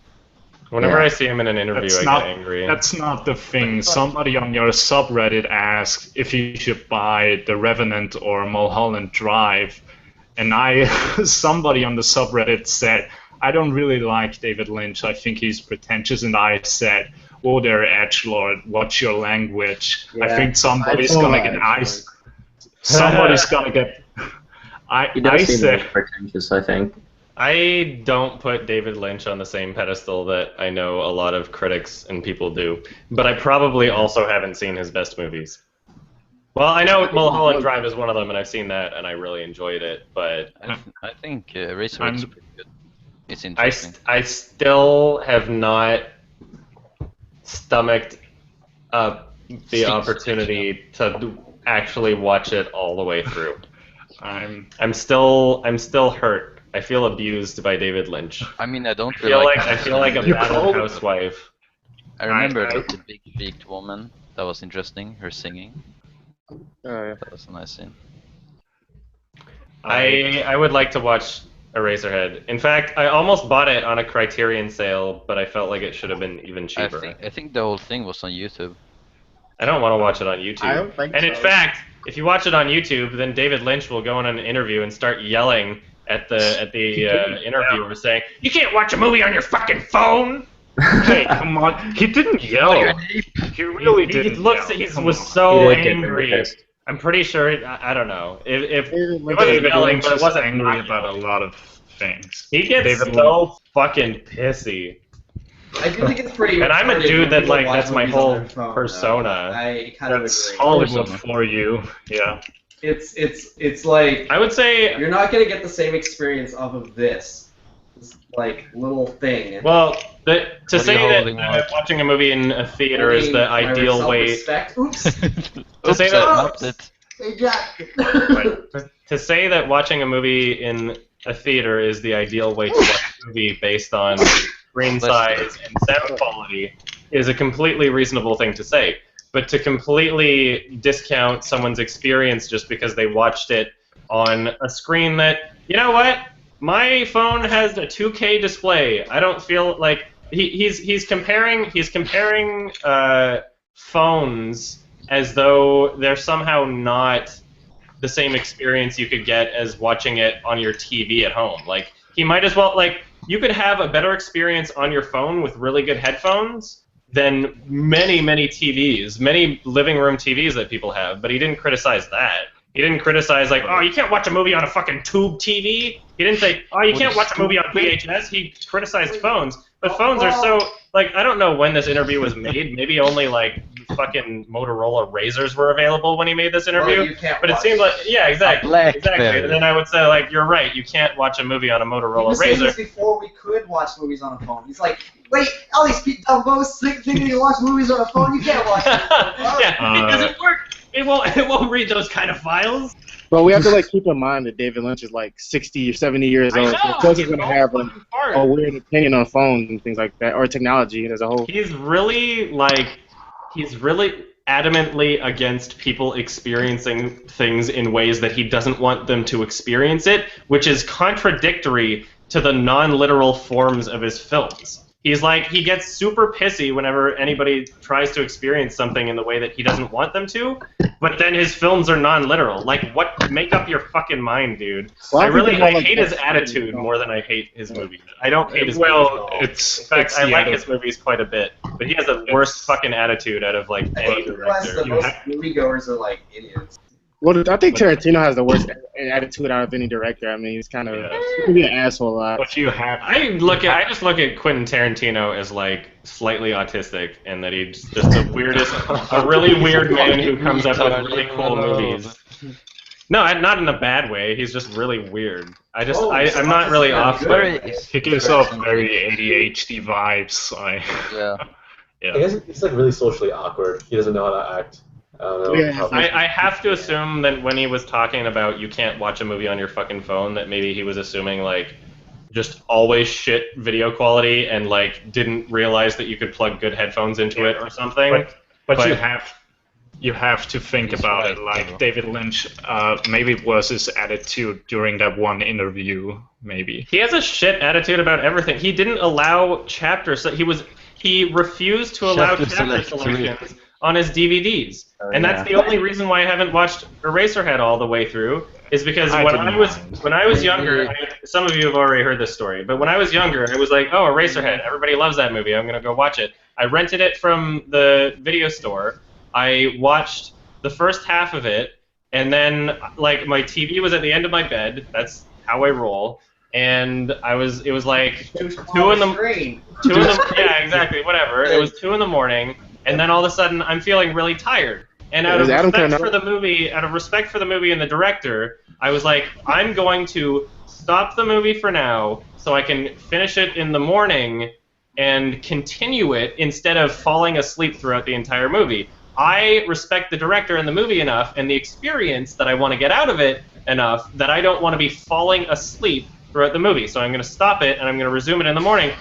Wake up the next morning, I'm like, oh, I'm going to finish this movie. No chapter select. There's no chapter select. I'm like, what the fuck? And my DVD player could only fast forward it like 4 times. I didn't want to sit there for like 40 minutes or like 2 hours or something. You know, like I didn't want to sit there for fucking forever and then just hope that I can come across the right spot to pause it just in time, or like leave and come back and then find out that it fast forwarded too far. Like, what are you doing? And then I looked up online, like, why doesn't this have chapter select? And I found out that David Lynch himself personally would not allow chapter selection on any of his DVDs for the longest fucking time, simply because he was so angry at people who would dare to watch his movie in different segments instead of all the way through. Sorry I didn't want to watch your movie as I was literally falling asleep. Sorry I didn't want to be, like, conscious for select moments of your film and completely ruin my experience,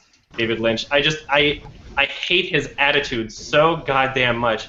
And I'm hoping that what I'm criticizing is just this version of him. I'm hoping that, like, he's grown up so that, like, I guess I'm assuming the Criterion version of Eraserhead probably has chapter selections. If it doesn't, I'll be like, I'm assuming that his newer releases, he probably like grew up or something. But his complete like angry, just like disgusted, like you're not allowed to watch movies in a way that I don't approve of you watching it. That goes against everything that I would say as a reviewer. That goes against like every idea of experiencing something for yourself. Like Charlie Kaufman, he wants his movies to be like interpreted. When I asked him in an interview, like, are you uncomfortable about people maybe not taking the scenes in Anomalisa so seriously because they think it's supposed to be Team America and they get uncomfortable when they watch, puppet nudity, that they think it's going for a joke. He was like, you know what?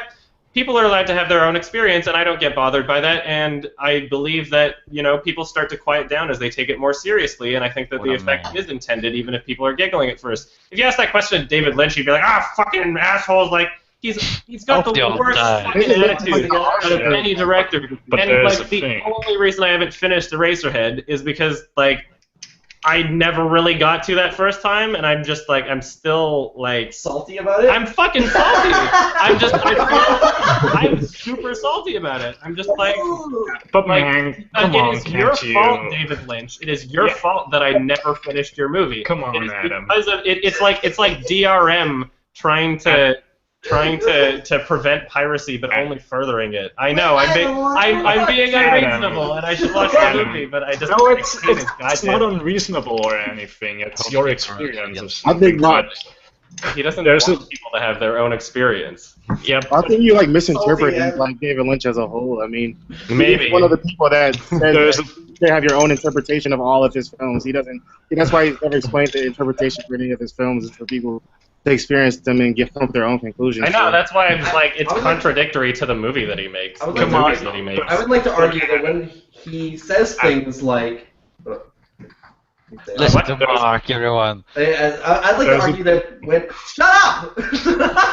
I'm sorry! Shut up, everyone. It's my time. I'd like to argue that when he says that, like, you're an idiot if you watch like a movie off a tiny screen like this. Also, they're mobile. You're going around with them. You're not going to be in a good setting. He wants you to at least give the movie a chance. I think it's like if you're like I think he did take it a little bit far with Eraserhead when he's not allowing you to like. No, like all of his movies around that time period, like even the initial runs of Mulholland Drive. But maybe that was a way of kicking the viewer in the ass. Like if you should put a warning at the beginning. If you don't respect this, then you don't deserve to watch it. you should put a warning at the beginning of your fucking DVD. If you have enough control over it to say, I don't want any chapter selection, then you should theoretically have enough control to have a disclaimer at the beginning saying, hey, make sure you have an hour and a half set aside for this movie because we won't let you resume it from where you left off. If that happened to me, I'd go, oh shit, I'll just fast forward it, eat a sandwich, and kind of watch like it catch up. And then I had to return the movie. Why do you need forward it, eat the I sandwich. had to return the movie to the fucking video store, and I didn't want to wait around forever. You know, like I had a set amount of time, and it would have cost me more money. Anyway, sorry, you were about to say something, El? Where I screamed at you. Yeah. I'm so sorry that I interrupted you. No, it's okay. It's totally fine. I yelled because it was funny. It's like that one time when on the gaming channel in the stream, I sent you a couple of pictures of Hayden Christensen in nudes on Rule 34. Yeah.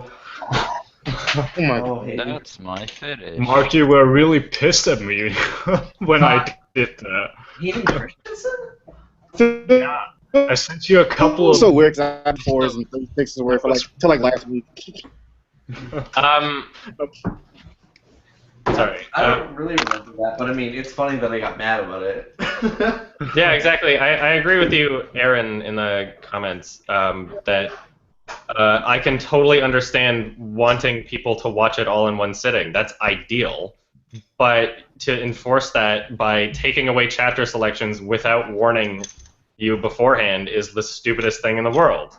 It's fucking stupid. He's an old fart. Is there like a menu? I never dealt with that the set chairs, that's why. Oh, I didn't. Well, I mean, like at the menu, can you like see there is no option? Sorry? The menu. Is there a menu for the DVD? So you can see there is no scene selection, or does it go straight to the movie?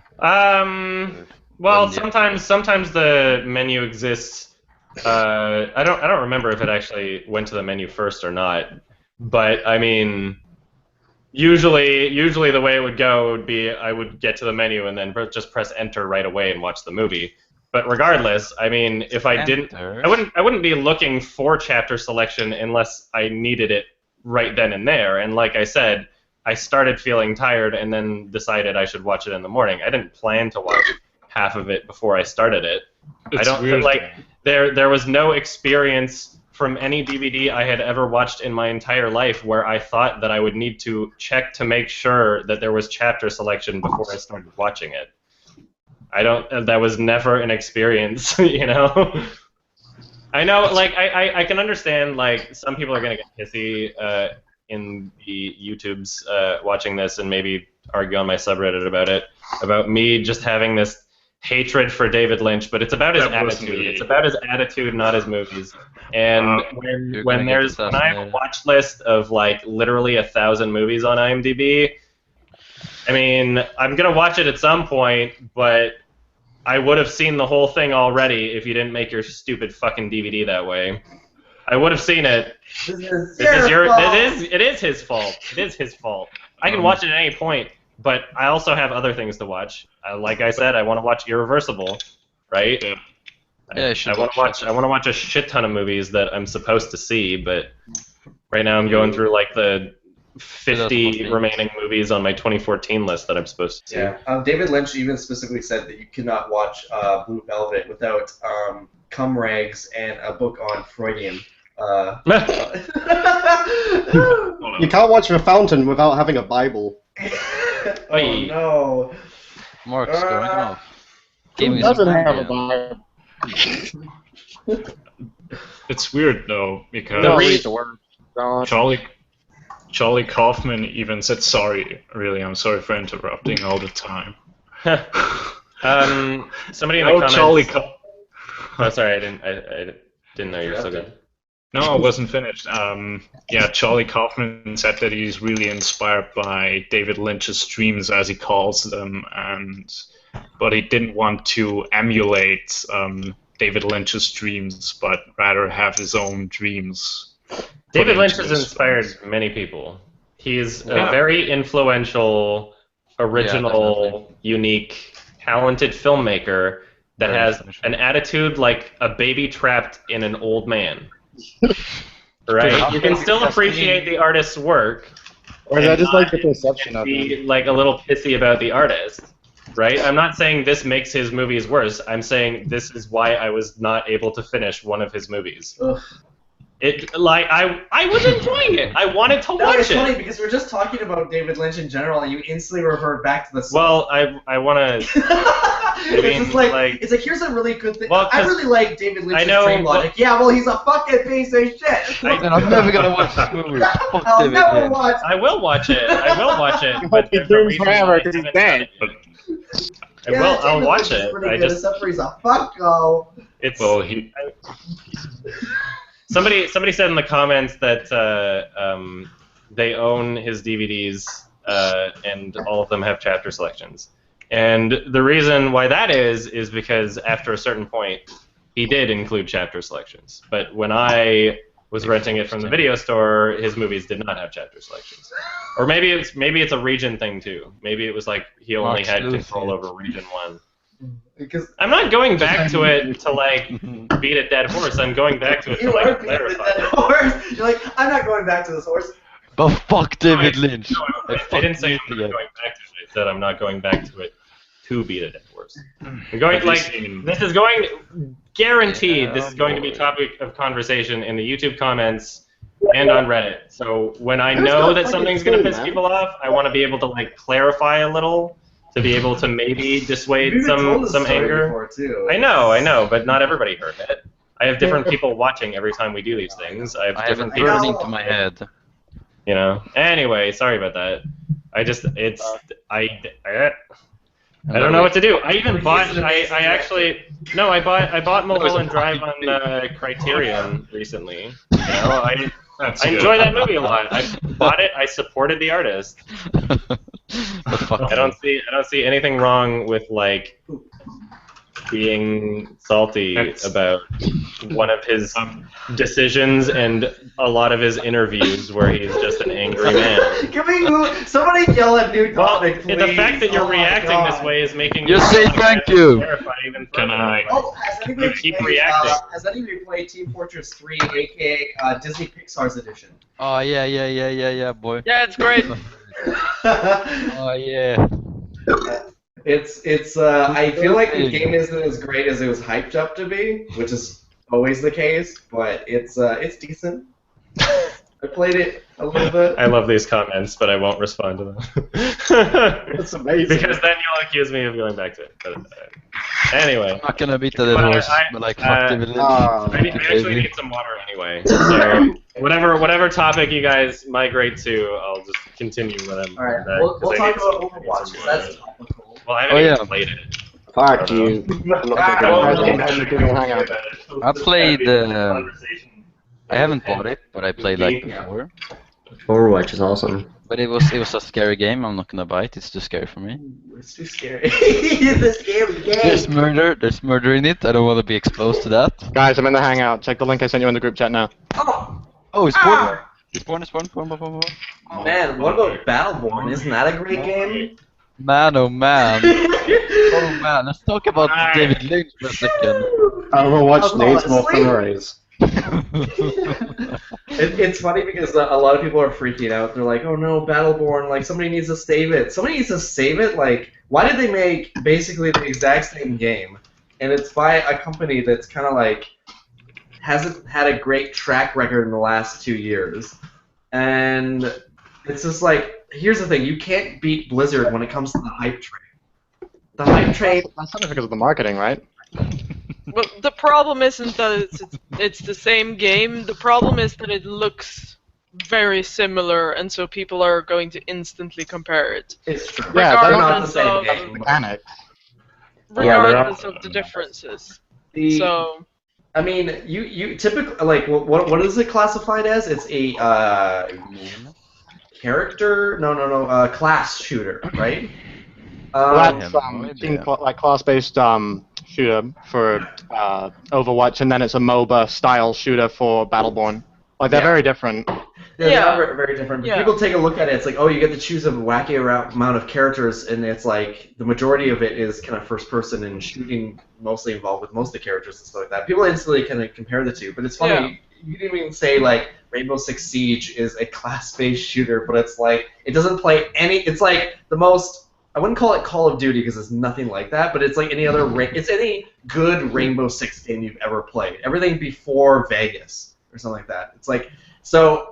That's like a class-based shooter, but it's nothing like Overwatch. It's nothing like Battleborn. It's like I like that this is a thing that we're doing at games, and it actually like I like the mechanic of it and everything because it's the game can change based on who you picked. But I'm glad that they're nothing alike. I'm glad that one's like a MOBA, one's like kind of a Team Fortress 2 ripoff in a slight sense, and and the other is like an actual like tries to be a realistic tactical shooter. That's cool. I'm glad we have this kind of variety and stuff. Like it's been a good year for video games and shit. I like as soon as he leaves, we start talking about video games. Sorry. Can we talk about David Lynch for a second? Yeah, okay. The conversation's gonna just shift. Revert back to David Lynch. Yeah, he's a fucking baby. I should put up. I should turn down all my Creed. I'm sorry. What? I have to confess, I'm so drunk. I have to confess something to you. Oh my god. I did so many subreddits on how Adam is going to get ice picked by me because he dissed David Lynch. I did so many of them. Is that a death threat? You'll be hearing from my lawyer. I'm going to ABC News now. My name is Brian. Roaming the street with a hacksaw. Yeah. Dogman might come after you. Gotta load this Dogman. He's roaming the street with a hacksaw. I'm not going to buy Overwatch. I'm not going to buy Overwatch, but I'm still gonna watch Chad Bezos porn about it. Yes, of course. Ooh. I like. He's drawn like the first gay porn I've ever seen ever because of Overwatch. It's funny. He really likes. You haven't seen gay porn before Overwatch? Yeah, I mean I'm pretty straight, but I mean I've seen gay porn. I've seen more gay porn than most gay men probably, and I'm straight. Do you mean the one? Gay porn. First gay porn you've ever seen drawn by Batman. There's actually a lot of Overwatch porn being taken down by Blizzard. I read about that, and in the discussion that I read, there were some of the comments saying like, yeah, they have the legal right to do it, but I mean, I would argue whatever. I would argue it's definitely fair use because they're not. That's not how they're selling it. But anyway, I was I was about to reply to their comment, but unfortunately, it was in a subreddit that is one of those where if you comment in it, you suddenly get banned from like 50 other subreddits. Can we just confirm that you guys are Overwatch porn advocates right now? Can we just have that? Yes. On the subreddit? Yeah, awesome. Like we just need that on like a banner. Yeah. Okay. There's a thing about. Start turning this around right now. Sorry. We'll bring it back. Taking it back. So David Lynch. Stop talking. Yeah. Oh my god. There's a friend that I have that really hates the movie The Holy Mountain, and like every time we're at a party or something, he'll find some way to get angry about The Holy Mountain. Like he'll have a couple drinks and then be like, just like The Holy Mountain, right, Adam? Like he's mad that I ever tried to show it to him. Like just. Favorite movie, huh? There's some people that like will not enjoy that movie at all. But I just always find it so funny that it's like I don't even ever talk to him about it, but somehow it's left this kind of an impression on him that he keeps talking to me about it. That's kind of funny. There's also like I'm not even the one talking about it, you know. Yeah. There's also people who. But this Lynch guy. That's kind of the metaphor I was going for. Yeah. There's also people who hate Synecdoche, New York a lot. Like, oh yeah, of course. There's people that movie's pretty it's not unhateable, but it's pretty unhateable. I mean, it's there is what movie? Like, it's very high quality. Synecdoche, New York.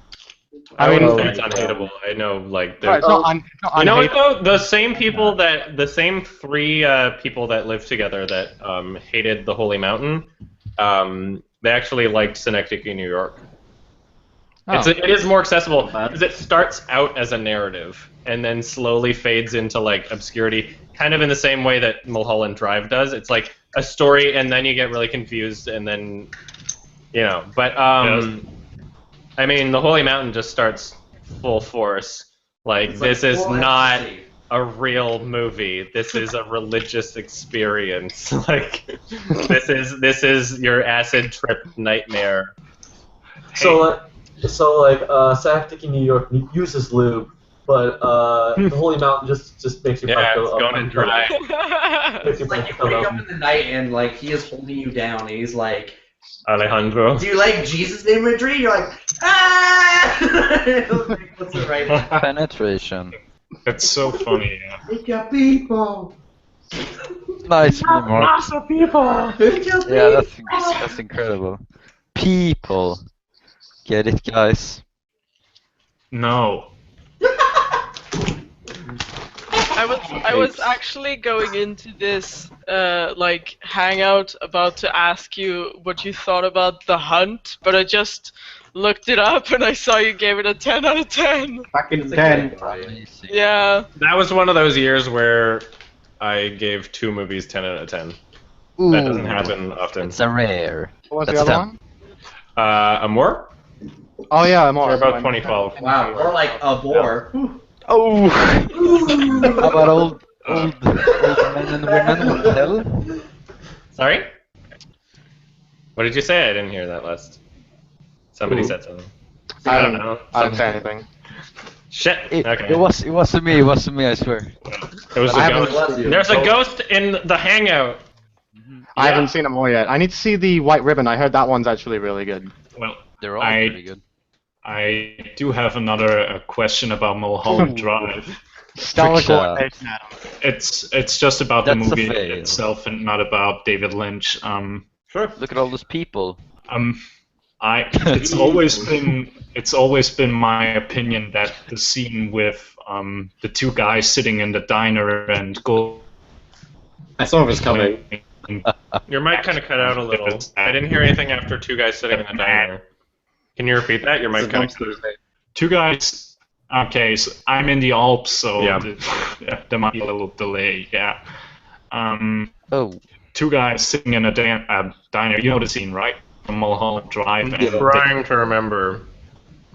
There's a guy behind the dumpster. The one guy tells him about his nightmare, and it turns out that the thing from the nightmare turns out to be true. And yeah, that's it. Again, this fucking Lynch I've guy. seen the movie twice. Once in like 2007, and then once again in like 2010 or something. And I haven't seen it since. So a lot of like when I see it for the next time, like now that I have my Criterion Blu-ray, it's gonna be like very much a partially new experience. Even though I feel like I remember pretty much most everything up until the opera scene, and then after that point, it becomes a little bit more difficult to remember because it's like less difficult. It's more difficult to like understand. But anyway. No, I've always been of the opinion that that's the scariest scene of all time. So I will remember that next time I watch it. yeah. I will. I like stream logic when it comes to films. I think it's very interesting. I remember Lynch had a bunch of like fucking cards that tried to like for a bunch of hints as to what was like actually going on in the film or some shit. Really? So like you have to pay attention to the opening sequence or some bullshit. Like pay attention to the red lampshade. Doesn't really have too much though. Without spoiling it for anyone who hasn't seen it. Yeah. I mean, has anybody ever made a comprehensive analysis of it that does have like a real explanation, or as far as we know, is he just bullshitting? Like, has anyone ever made like a legitimate interpretation that is like probably? There's something. I don't know if I trust him. Because I don't know if I trust him. It's Rob Adrian? British guy.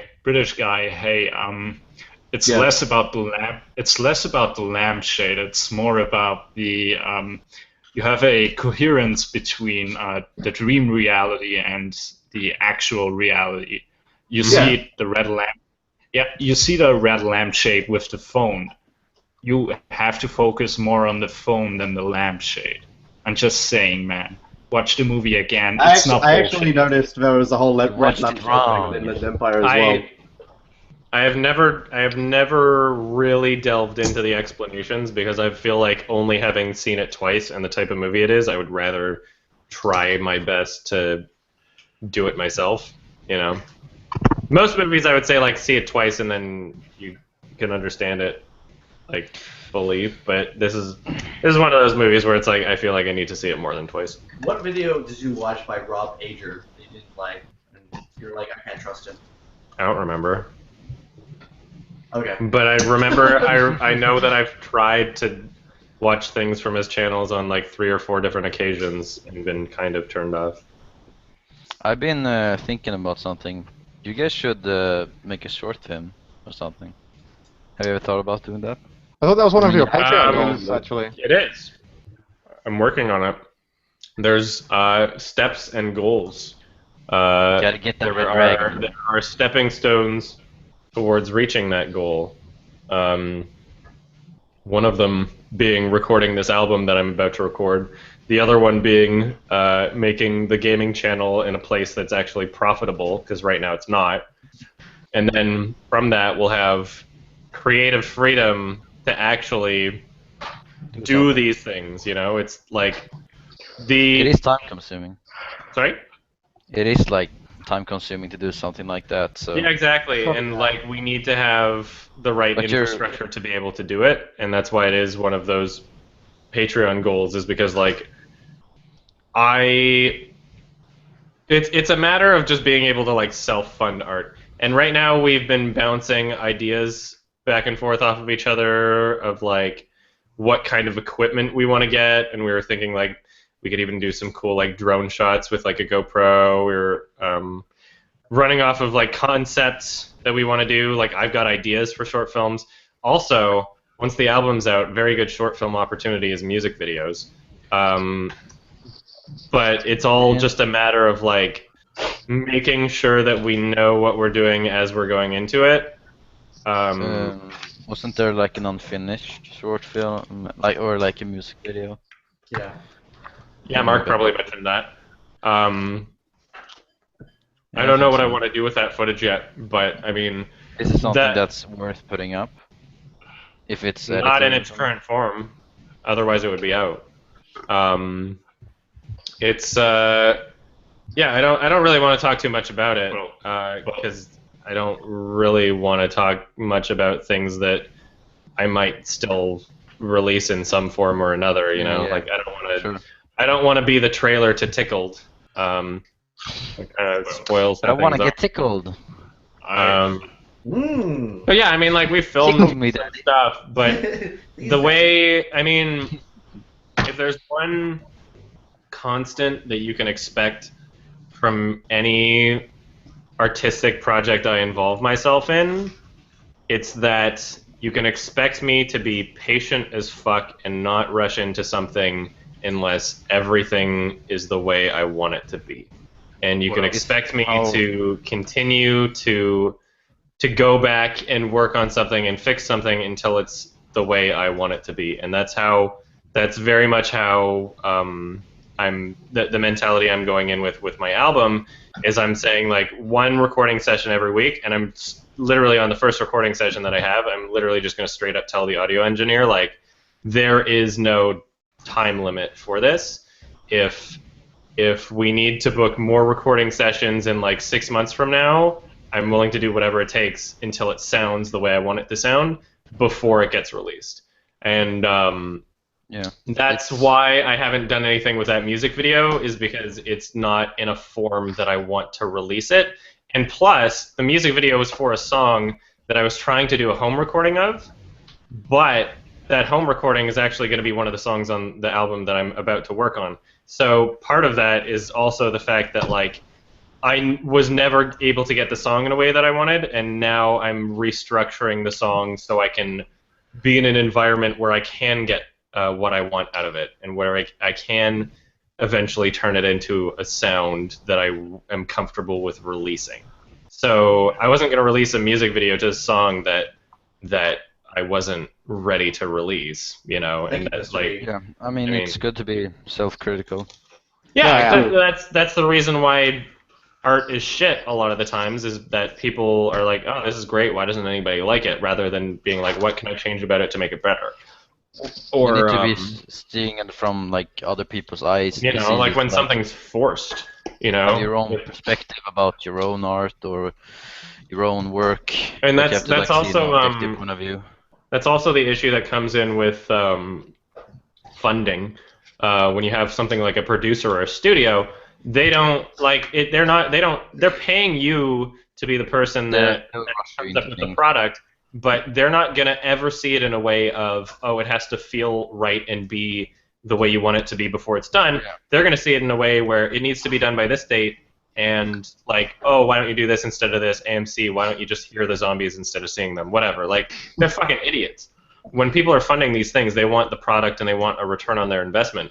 And it's also a bit of a frustration, as some of you know, like some people who may or may not have donated, I don't even know how to confirm it, but like would get like really pissy if I'm taking too long to make a video. And I can like, I'm trying super fucking hard to get the video that I'm working on out before the technical end of this month, because I'm mostly driven by not wanting to hear someone say, oh, one entire month and all you released was a Captain America quickie. But it's like, it's not true. Like, if you look on my IMDb ratings, like all of these 2014 movies that I've been rating throughout the month, if you tally up the time on those, like, it takes up so much of my fucking time. Yeah. And so it's like, just because I don't have the most critical people are often the loudest, right? Yeah, like, it's like only people with the top comments are like, oh, well, why haven't you like updated a video or anything? Like the people, like those people are the loudest. Meanwhile, everyone who's like actually appreciating and understanding of how much time it takes to do these things, they're not really writing anything in complaints. I feel like why would I even be crowdfunding it if I'm gonna get the same response that I would get from a studio that's mad that I don't have it done on time? You know, it's but like that's kind of how things are, especially when it's like a large audience. You're gonna have the majority. I guess I'm always just self-conscious and like feeling that some people would think I'm lying. Sorry, I kind of interrupted you a little. Yeah, no, it's fine. I can only speak on my end, but it's always been like a situation of like self-criticism, or you have very large. You're demanding a lot from yourself, if it's like school or if it's like just work, and it's it can be hard to like be misunderstood when it comes to this kind of stuff, and people wanting you to make things even though you might not be like proud of it because they want the content, especially if they pay for it. But it's also I feel like, sorry. Yeah, no, it's fine. I also feel like the same people that would complain that something's not out sooner are probably the type of people who wouldn't even notice if I half-assed something. You know, the next the next YMS review that I'm releasing, it's going to be nowhere near as like complicated or intricate or like time consumed, as like my Unfriended review. Like obviously my Unfriended review was like a very rare circumstance that really unfortunately lined up with like me having to find a place to live, but a very rare circumstance in just how much time I spent on it and how many opportunities there were to sneak those kind of edits in. And like, you know, there's no movie where you're gonna have like there's no other movie I'm gonna review where you have like different windows on a screen that I felt like I should emphasize by zooming in on one, or like sneak the interview in somewhere, or make a subtle joke, or sneak a YouTuber in. Like, I wanted to do that, and that's why like I needed to feel like I was doing something well with it. So I went into this YMS review that I'm very close, I think, to being finished, like within the next week, and I'm trying to get it out before month end. This next one, it's definitely like on the easier side. It's gonna actually feel a little different, but it's one that like the subject matter it doesn't. it's not something where I feel like I should have spent like way too long on it anyway. It's definitely oh, peace out, Willem. Thank you for joining. Oh, Goodbye.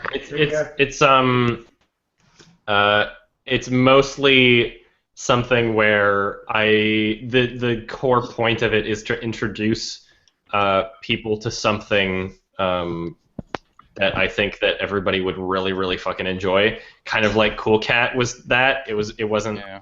You know, the reason why I would review something like The Room instead of wouldn't review The Room, but I would review Cool Cat is not like, oh, it's an easy target, because obviously they're both easy targets. It's about, has something been said about this in this way, or has it been, yeah, exactly. And so the subject of my next review, and I don't want to spoil too much about it, but I feel like it should be a unique, not perspective, but a unique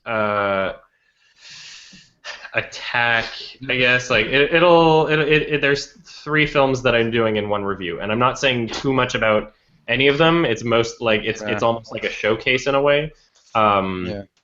Anyway, part of the reason why I decided to do that right now also is not just because like I want to jump on it before a lot of other people do. Like there have been a few videos online about this subject already, but also because like the majority of my time this month has been spent with 2014 movies, and so far this is literally the longest list out of anyone that I've ever made. And so that means like because all of the movies from 2014 are so fucking good, that means that I'm not able to skip through as many of them, because I'm not going to skip through something unless it's like shit. And so that drastically increases the amount of time that I spend on the videos. There was like a 3.5 hour movie called oh fuck, what was it called? That really old looking one that wasn't old. Hard to be a God. And I enjoyed it like enough that I watched the whole thing. Roger Corman. Sorry? What did you say? I didn't hear it. Oh, I say, isn't that like a Roger Corman book? Like oh, it's not Roger Corman. Anyway, so German. Hard to be a God, and it was like it's 3 hours, right? Yeah, it was a long movie, but it was like I watched the whole thing, and I enjoyed it enough to stick through to the end, but then I just wound up like by the end of it I was like, yeah, it's not going to go on my list. And there's been a lot of those in this 2014 year. Have you seen Winter Sleep then? Also. Oh, of course. I saw it in theaters. I love it. Oh, nice. So that's like a confirmed one on the list, I guess. Maybe. Oh, maybe. It's at least an 8 out of 10. Have you what was the thoughts on Night Moves? I was really wanting to see that film, but I didn't know if it was like really good or not. That's one that I gave up on. That's one that I wound up skipping through after like 25 minutes. That's a 0. I don't know if you can. I don't know if you can judge Hard to Be a God adequately because the director died during editing. I know. That's part of the. I know. Like he died before he actually finished it, and so I'm just wondering like. What would have stayed in? Was there something that he was going to cut out? What was different? What didn't he finish? What got finished for him? And then beyond that, I mean, I didn't read the book that it's based off of either. And apparently the movie is much, much, much easier to follow if you have. Because I felt like the highlights of Hard to Be a God were like the cinematography and like the choreography of the actors and like the set design, and that was all like so fucking well done. But then the story was like so difficult to follow and repetitive, and it kind of went all for aesthetics without really remembering to put any kind of focus on how the story is presented in a way. And I feel like that was his biggest downfall. Did you end up finishing The Double or anything like that? The Devil? Yeah, The we Double. watched The Double. It's like with The Double. Yeah. Yeah, we watched. Double. Yeah, we watched that. It was good, but it's not going to be on my list. There were some parts that were a little difficult to take seriously, and Ooh, what a pretty baby! What a very good baby! Mark gets naked. We're gonna get flagged. For a second. Jesus. Mark's like a baby in the bath. He's just playing around with toys. I'm pretty sure his lower half is just in a bathtub right now. We just can't see it. Hand him some Ambien. Some Ambien will do. Hey Adam. Yep. Have you ever played Fallout New Vegas? What do you think of it? I can. Well, yeah, a bit, but that's my favorite of the series. I've only ever played Fallout 3 in New Vegas, and by that I mean I've played like the intros and then dicked around in the wasteland and shot at things and then got bored and then gave up. I do. It's not the type of game for me. It's not that I'm like completely unwilling to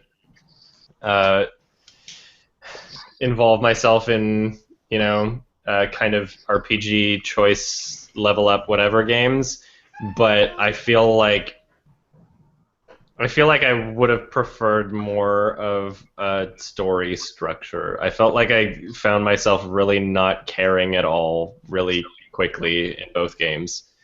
Yeah, I mean, I was thinking about Fallout 4. I don't really care too much about that game. I mean, it was already released in like Japan 7 years ago. So I don't enjoy the gameplay enough for me to be playing it for the gameplay, and then the story is just like so uninteresting that I can't. Here's what I think about the Fallout games as far as when they turn like first person and Bethesda took over and everything like that. Third game was a very great intro, and then you quickly realize that a game that is all about you choosing your own adventure and everything like that, it tries making you care about a character. It really tried at the beginning, and they really tried, but it doesn't make any sense to your character. If you're a bloodthirsty maniac, why the fuck do you give a shit about your dad? Which, unfortunately, carries over to the fourth game, because then it's like, where's my son? Where's my son Sean? I'm a family man. Like, I gotta find my little boy. And yet, hey, son. It's not in the it's all you didn't really have much of a backstory. There was no like family members and stuff like that. It was just you on your quest to do whatever. You know, join stuff like my that. daddy? It was my favorite game. Oh, daddy. When it comes to Bethesda, is the best because of that. Fallout New Vegas was developed by the original makers of Fallout. Like, it was developed by Obsidian, which was made up of the original members who made Fallout 1 and 2. That's why it was probably the best. We kept it the original. When it comes to Bethesda games, sorry. I think it was saying that. Yeah. Daddy. Wait, actually, sure, I'll answer your question. I was about to say something about the Bethesda games, but I don't really care. Okay. Were you gonna say can't kill the kids? Anyway. I was gonna be part of it. But. Yeah. Okay. Yeah, New Vegas is the best because you have a blank slate for one thing. As far as, and we're talking just story, by the way.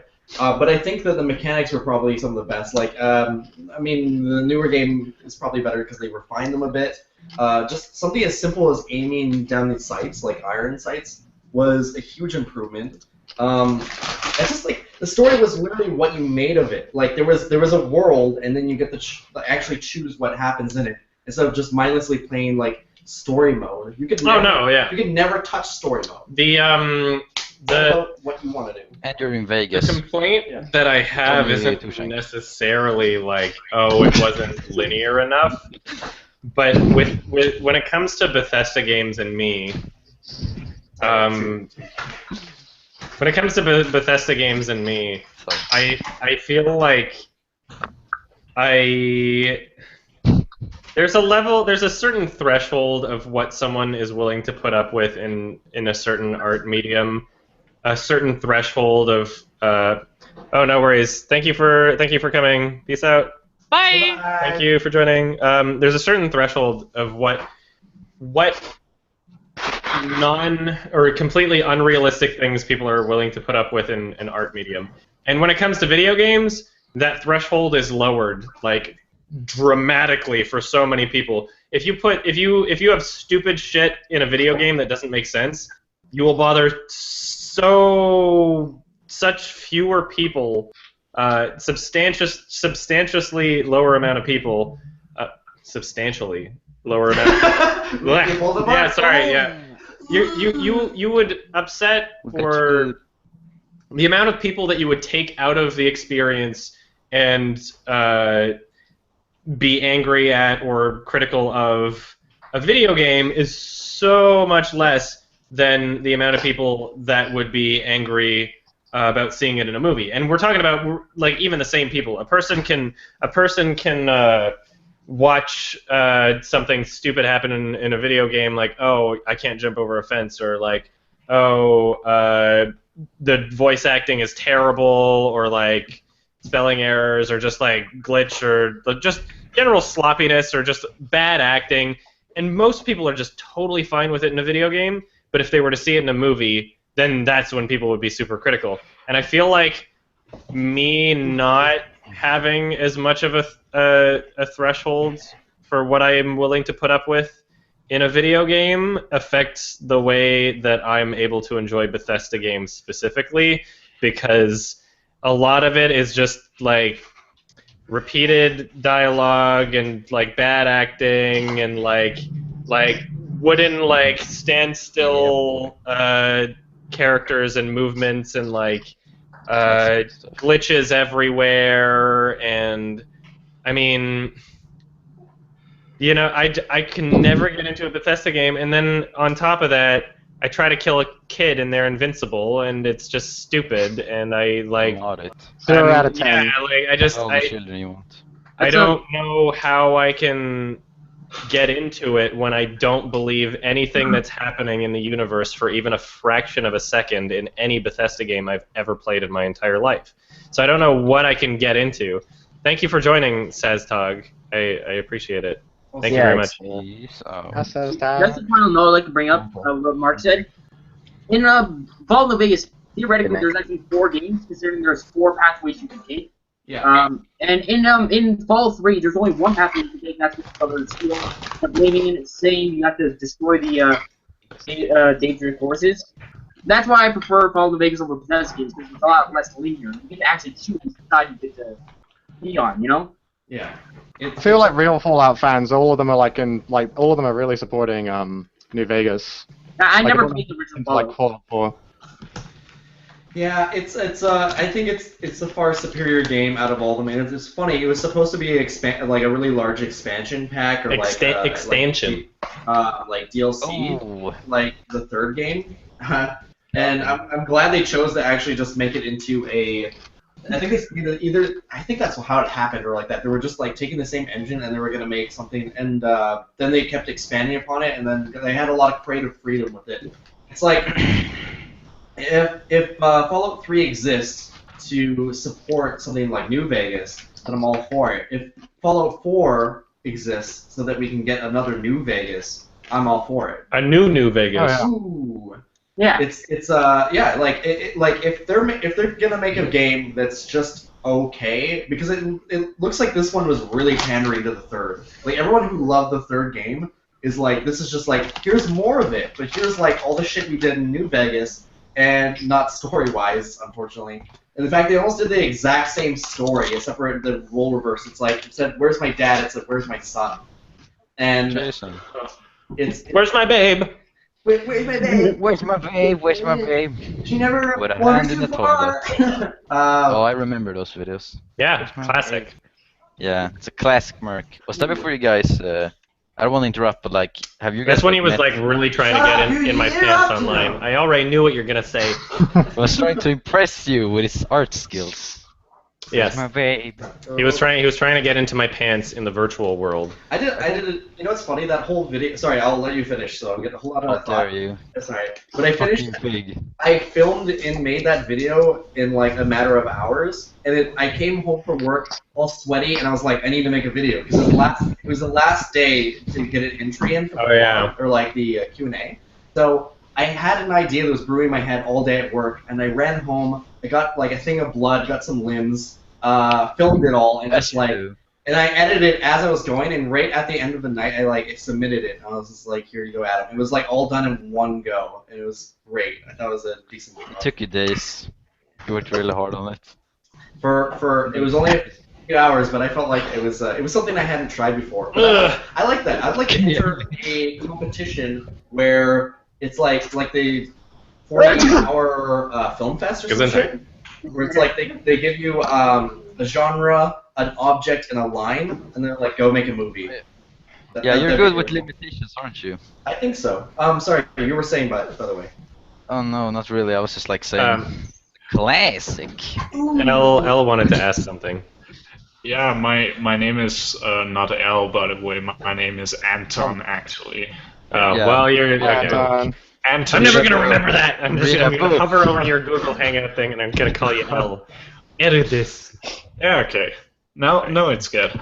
And I actually feel kind of sad because all these good stories are wasted on, like, you always have the uncanny valley in video games, and you have games like Red Dead Redemption that have a brilliant story, in my opinion, but then you can't really feel anything for it because you can't see the pores and the lighting doesn't really go off the skin the way it would in real life, and I don't know if that makes any sense to you. Well, video games are a medium that has so much opportunity to be like the best way to tell a story ever. But we haven't really gotten to the point where someone has made like a legitimately flawless, artistic, amazing experience from a video game. It's always been littered with some kind of flaw, or it's always had something inherently wrong with it. Like The Last of Us was a great story and a great experience of being and controlling the character through the story and experiencing it through them.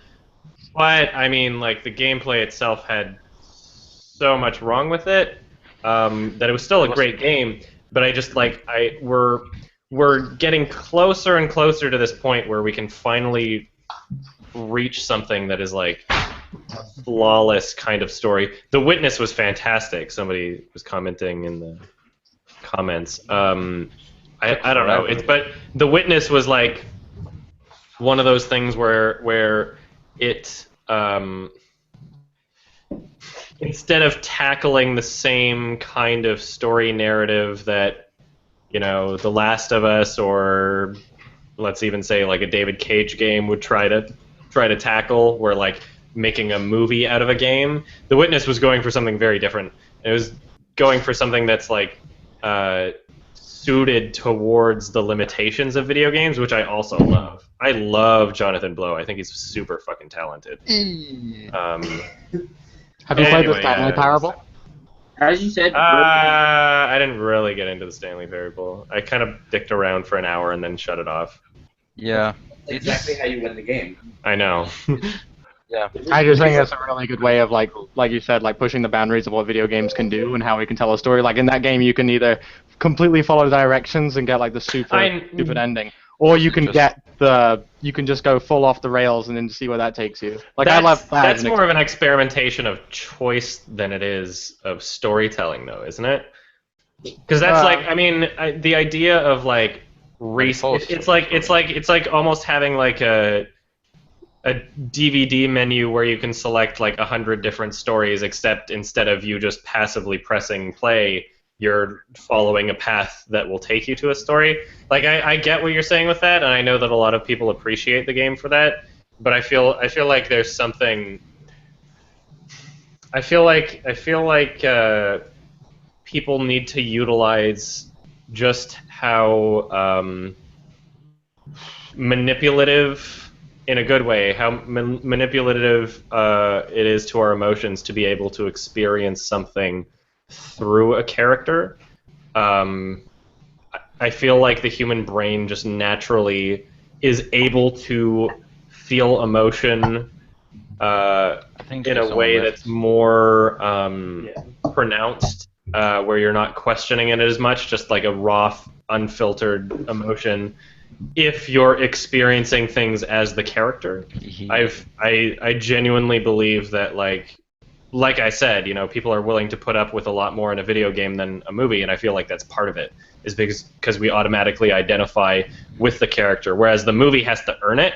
The movie has to like make you relate to the character for it to happen. A video game, you can be a blank slate, and then things will happen to you, the viewer. I feel like we need some super talented genius to be able to utilize that and create like one of the best pieces of art the world has ever seen. But I don't feel like that's happened yet. I feel like we've got a lot of super talented genius writers in the film industry that would probably have no idea what they're doing when it comes to making a game. And then a lot of them, like, I mean, even if they wrote a game, they would be thinking of it as a film. We need somebody to break into the industry as somebody that can create something truly unique and utilize the best of both worlds in a sense. Did you guys ever hear of the game That Dragon Cancer? Oh, I've heard too much of that about that game. Dragon Cancer? Yeah, that Dragon, Cancer. It's about That Dragon? Is that the title of the game? That Dragon, Cancer. You know, It's this indie game about this parent. Oh, you can explain it. Don't worry. It's basically like this dad and his wife had a son that passed away at a very young age due to like cancer. I don't know what kind of cancer, and they like made a game about it, and it's it has some like interesting imagery. It's only like 2 hours long, and it's has weird imagery about like how they're feeling. I guess I should play and, it. You know, it's my roommate yeah, really... I think I recommend it to you. It was it's pretty interesting. It's really not really a game though. I think somebody could make the case that text adventures are the most pronounced form of video games, in a sense, because novels can evoke feelings. Exactly. Yeah, novels can evoke feelings in you, the way that your imagination can flow and stuff. Text adventures are, There's less room for error, in a sense. You know, I don't feel like they classify as video games though. Like they kind of fall into their own category. Like they're visual novels or interactive novels. They're not really what you would call a game. You choose your own adventure. You'd put that it's not an adventure, so make it still be classified as a game. It doesn't have to be a shoot 'em first person Call of Duty to be a video. No, just something which, you know, you have some sort of free movement besides skip, fast forward, go to the next page, next chapter, or something like that. Like, I can't really name an example because I don't really look at that many interactive novels, but unless they invoke some sort of choice beyond like multiple choice, then I don't know.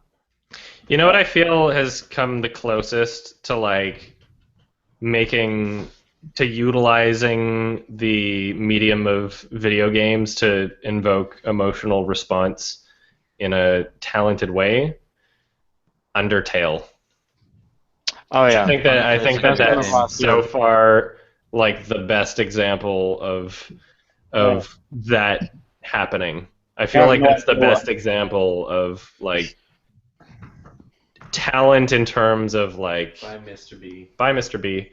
Talent in terms of you know, music, tone, pacing, knowing when to have music and when not to. Some of the most like jaw-dropping, painful, like emotional moments in the game. It's something as simple as like a pronounced, unique, well-developed character in a situation, and them. You know, the music stops, they look at you, they say a line, and then, like, somehow Toby Fox has, like, completely mastered the art of tone and pacing in the sense that because of how fast the letters are being typed, or if you guys want to watch, like, all the different playthroughs, you might know what I'm talking about, but it happens in different instances. It's not just, like, how fast each letter is being typed under a different context, but sometimes, like the sound of the voice, like so, Sans is like during a more like when you know shit's gotten real and it's become a completely serious moment, all of a sudden the sound of him is gone, and it's like it's like no, shit is real right now, and it's like all of these like very intentional, purposeful, but at the same time subtle choices that Toby Fox has made in the game have just been fantastic. So fucking good. Yeah, And I mean, you never ever see like choices like that being made in a video game or an art form nowadays. I think that he's very fucking talented. yeah, You know what I like think is speaking of best Undertale, when are you gonna do the genocide run? I will never do it. You'll I never thought I do would, shit. and then I watched it, and I will never do it. Sorry, What what were you about- saying, James the goat? The best character development in a video game for me was probably, like a protagonist character development was probably Far Cry 3, in which the character basically starts off as a weak teenage kid and eventually grows into an ultimate badass tribal warrior. That was a pretty cool character. I haven't actually played through Far Cry 3, even though I've owned it since like 4 years ago, and I've just never played it for some reason. But I feel like I understand that, but also partially because I've played other games that have kind of done that. I feel like in a same way, a lot of games like, I don't know, Deus Ex Human Revolution almost kind of does that. You never really start out like super weak, but there's so many games where you start out like stripped of everything, and then you work your way up, and then you're this like completely different character in terms of like capabilities and everything by the end of it. Like that's kind of cool, but I don't feel like it's as like unique and purposeful of an experience as like Undertale. I feel like Undertale there's is like something somewhat similar to Undertale and like how its atmosphere kind of plays out. Have you played Papers, Please, by any chance? No, but I would love to, and I've kind of even without having played it, That I can invokes kind of emotion. imagine like the It's a cool game. progression of how it goes. Like I've seen gameplay of it, but I knew for a fact, like based on the reviews and people's hype of it, that there's got to be more to it. So Same thing with Undertale, really. People don't know what the fuss up's up about until they play it. The key is you have to pay attention. Yeah. That was good. You have to pay attention in class. MLG Pro Faggot, you're right about Metal Gear Solid 2. that's Lamest Lion, by the way. Ooh, Lamest That's Lion. Aaron. Not only is Metal Gear Solid 2 an underrated game, but you're right about that comparison. In fact, I compared Metal Gear Solid 2 to the Stanley Parable in form. They're probably the two only games that tackled breaking the fourth wall in that specific way and talking about control and choice. Other than Mass Effect 3, we're not going to talk about Mass that. Effect 3. Yeah. Oh, we are going to talk about David Lynch. I want to talk about Mass think- Effect 3. Love Mass Effect 3. Well, I mean, we're doing the playthrough of it. Actually, we're probably going to be playing more of Mass Effect 2 tomorrow. So I want to like go through the third game with Mark before we really delve into a conversation about it. I feel like Mass Effect 3 hasn't accomplished that level, though. Which one? I was making a play on words, and I don't want to explain it to you because that would kind of spoil it. Well, I know what happens at the end of the game. But we shouldn't even say it out loud to everybody else either. So. Still about video. Can I say something? Yes. Yeah. I think the video game industry was almost going to break the trend, like with Silent Hills, but it didn't. With Guillermo Everybody del can Toro. hope. Yeah. I had myself hyped up too, and it's very unfortunate. Like that tweet he did too. Everyone's getting hyped up about that, Yeah, but it's just nothing, I guess. It's I unfortunate. think it's Very nothing. unfortunate what I happened. think it's nothing actually. It just makes me hate I, Konami. I doubt that tweet meant anything, but everyone's going crazy over it, thinking it was some like sign. I think people choose to believe. I that it will come, but I mean, think it will yeah, what we imagine it could have been is always probably going to be better than what it actually was. Who knows? Yeah, It could have been like the most amazing thing on the planet. The teaser But was really fun. I know, and like Guillermo and It would have been it's really so sad, but I mean, the best part about it is like no matter what it was, like guaranteed it would have been a fresh Different. reboot for the series. Like guaranteed it would have been like way better than the previous 5 games. So that's I It would have mean been cool. regardless of how like good or mind-blowing or whatever it was, like, I think that it was pretty much guaranteed that it would have been better than anything that's been released since after Silent Hill 4. Yeah, absolutely. Hey Adam, have you got a chance to see the Green Room film? No, I was debating seeing it, but I was never. I enjoyed Blue Ruin, but I didn't like jump on the it's a masterpiece bandwagon. Yeah, Well, I wouldn't even call it. I'm not going to call it a bandwagon because it's still not even like that popular of a movie. I But mean, it deserves a some lot of praise, people you know? fucking love Blue Ruin. It's a good movie, but Good Green Room I think is a lot better than Blue Ruin. Oh, you think that Green Room's better? Yeah. Okay. Yeah, I'll check it out. Either I way, think it's like, as far as spoiling goes. Reviews on Green Room. I've heard mixed reviews, so I don't know. Like, obviously, I'm just gonna have to watch it for myself. But yeah. Well, Like, I mean, what about like Griffin's new too? The Neon Demon. oh yeah, that's gonna be exciting. I watched the first 20 seconds of that trailer and then shut off because I was like, you know what, I'm gonna see this movie. It felt a little like Black Swan type, but like with models. Yeah, I don't know if I want to go into a Winding Refn movie expecting to see Black Swan though. I know, not like expecting, but you kind of got that Almost. vibe from the Oh, trailer. okay. Well, again, I only watched the first like 15-20 seconds of the trailer before I decided I'm gonna I just want to go into it blind. Like, I don't want to know anything about it. You know what's another movie I did that with? Inception. I literally didn't even know what the plot of the movie before I went in. I didn't see a single trailer. I was just like, you know what? I'm going in blind. I'm going to see it anyway. I mean, that's ideal. Yeah, That's like the ideal way to watch a movie. It's not like something to look down upon. Just people like don't want to know anything before they watch Well, a movie. yeah, because then it's like the way I see it. It's the like sequence. an ideal viewing. What did you say? It's like the way you should watch a movie, not like knowing too much or reading up too much. The way gives an impression on you. The way I describe it is, there's a sequence of events, and part of the art form of making a film and presenting a film is the way that those sequence of events are revealed, in which order, with which information before you see which piece of information, etc. So by going in blind, you're allowing the movie and the director to do it in the exact way that the art form was made for, rather than letting the marketing team of the film do it for you before you see the movie. Right? I feel like it's always better to experience the sequence of events and the plot in the way that the movie is intending you to experience it. Because otherwise, if you experience those things in an order or without certain context beforehand, then you're not really watching the movie the way it was supposed to be watched. Yeah, especially if you hey, because often trailers are marketed in a way where they like show very like clips that will make you want to see the movie, like maybe like scenes packed with action or drama or something. Yeah, one of those tissues. Because we don't have any paper towel in here.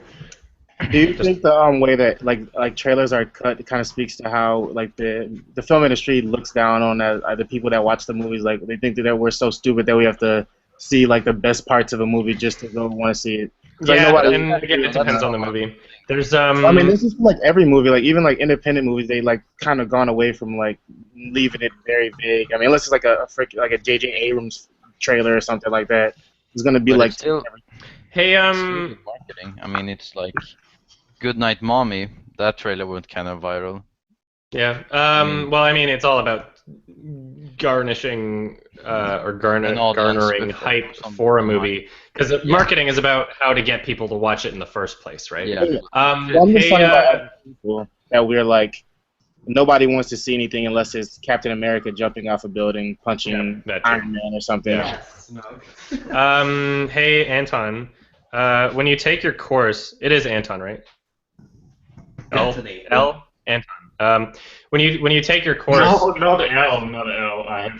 Well, I mean, Anton. Whatever.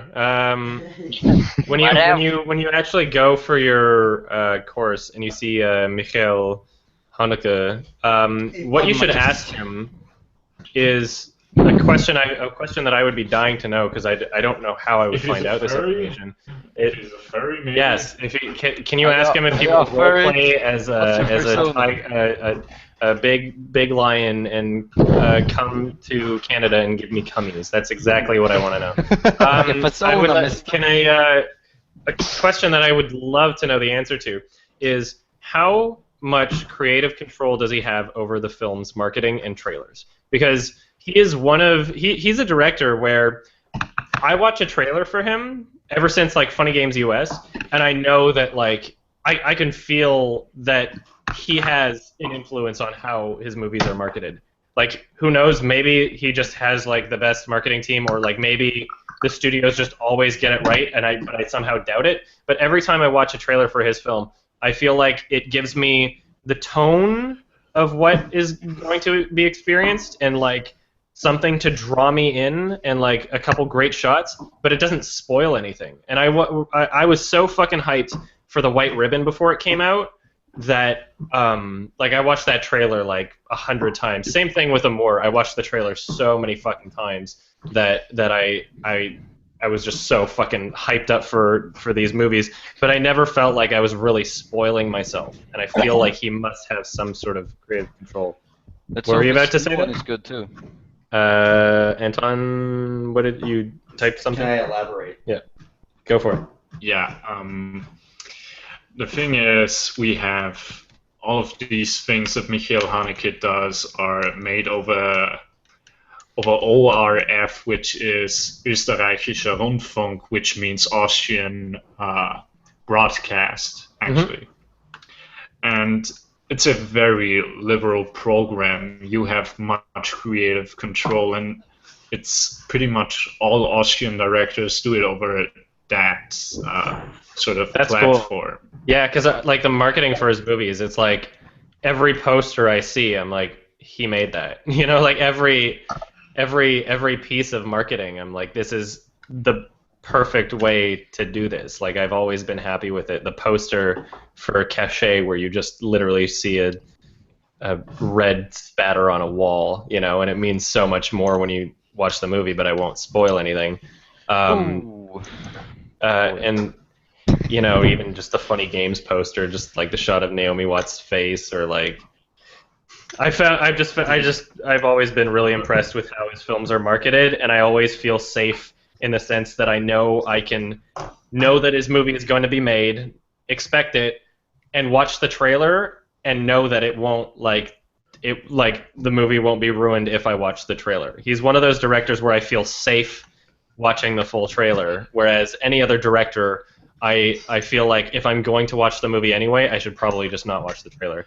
For The Revenant, I was like, no, can't do it. I would plug my ears and close my eyes as soon as the trailer comes on. And I think you were with me, yeah. When we were seeing like any, I didn't yell. I kind of like sang. Get out of my head. The movie theater, watching a different movie, and the trailer would come on for like The Revenant. I would just be like, well, gotta go. And like, I think this is The Revenant right now. Wake me up inside. It follows actually. Well, like anything for It Follows, I didn't want to see it. I just remember seeing the poster of just like the two having sex in the car, and that's all I saw. And I was like, oh, I heard it's a really good movie, so I went and saw it, and it's pretty so good. Yeah, because you can never trust the marketing team, especially in North America, especially in fucking US. You know, like you cannot trust the marketing team. Like with the movie Jarhead, it was originally like marketed as like. Sorry. Sorry. What's going on? The movie Jarhead, it was originally marketed as like an action movie with Jake Gyllenhaal, and like when you actually watched it, it was just like a slow movie about the horrors of war. I was just like, oh crap. Yeah. Exactly. The marketing team will do whatever they can to get people in the theater, regardless of how accurate they're. I really liked the trailer for Son of Saul. I remember that. It was of course, yeah. I mean, I feel like a lot of like. They only show like snippets of most movies that would show up in like Cannes are probably movies that have half decent, half honest marketing. I'm so glad that movie did well as well. Like it wants a lot. It deserves it. Adam. Yeah. Do you? What's going on? I'm going crazy. Oh wait. Adam, sorry to bring up an old point, but as you said earlier about Bethesda games, to be honest, to me, it seems like they sacrifice quality for money. So it's clear that some of the DLCs for Fallout 3 were very rushed, and they were developed.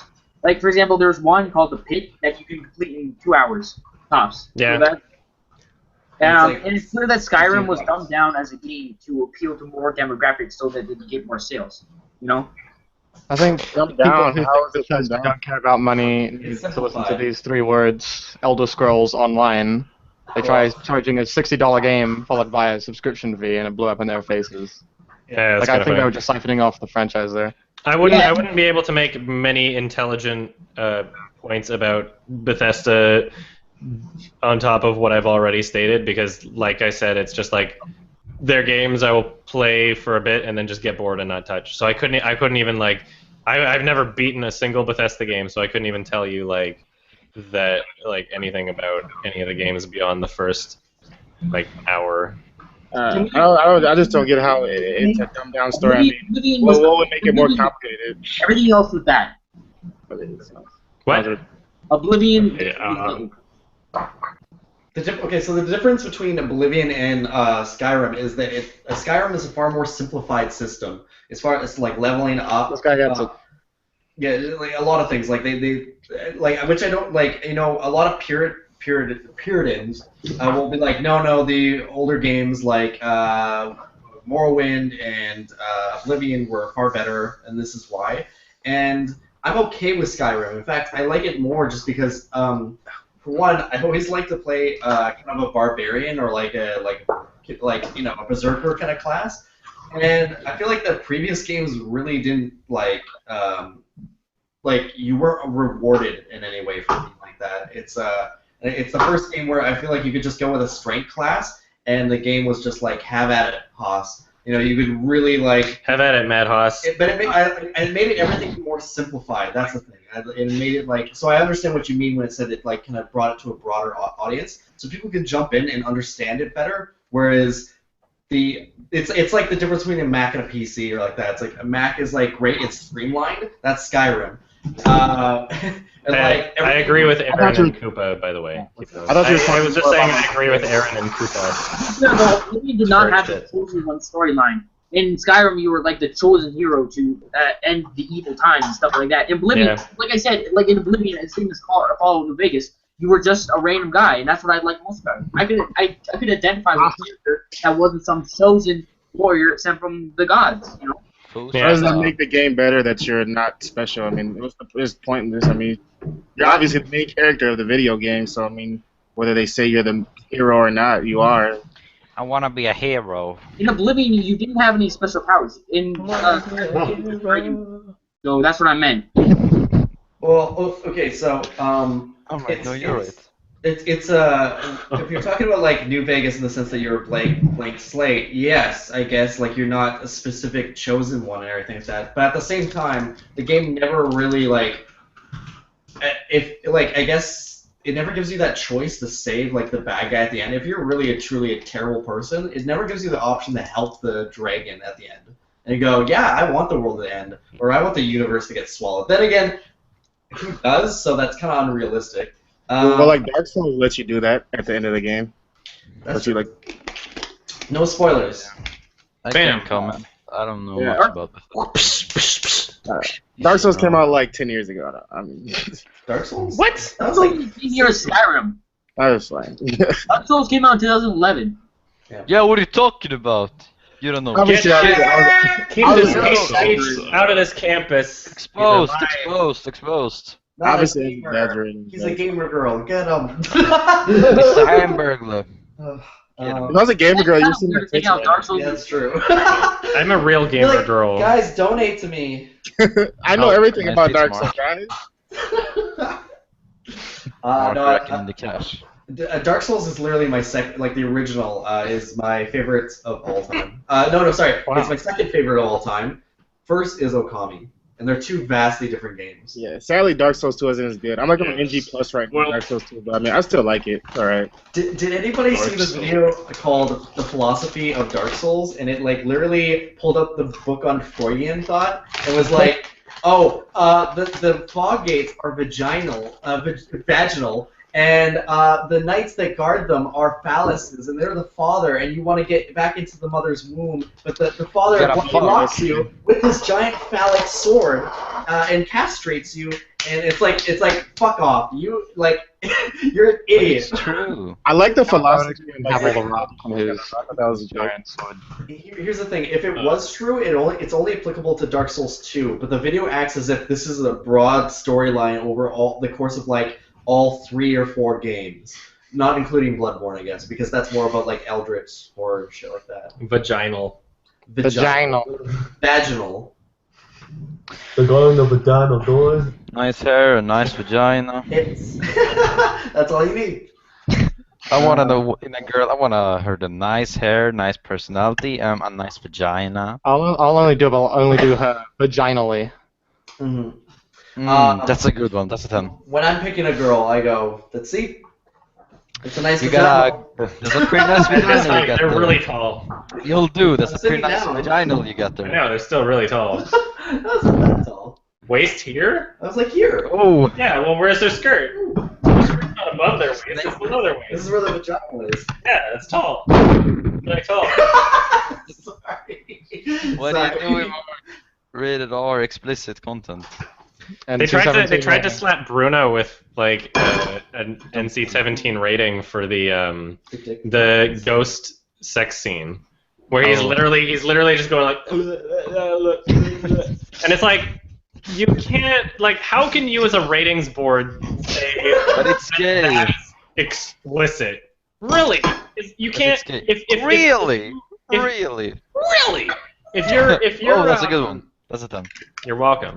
If you're a type of Thanks. like, so try to imagine like, what does the ratings board exist for? They're trying to like protect people who haven't seen that or something, like they're like who don't want to see that. Then it's like, well, it's in your own fucking brain. You are responsible for what you imagine, right? You're responsible. If you want to imagine licking a fucking ice cream cone, then do that, right?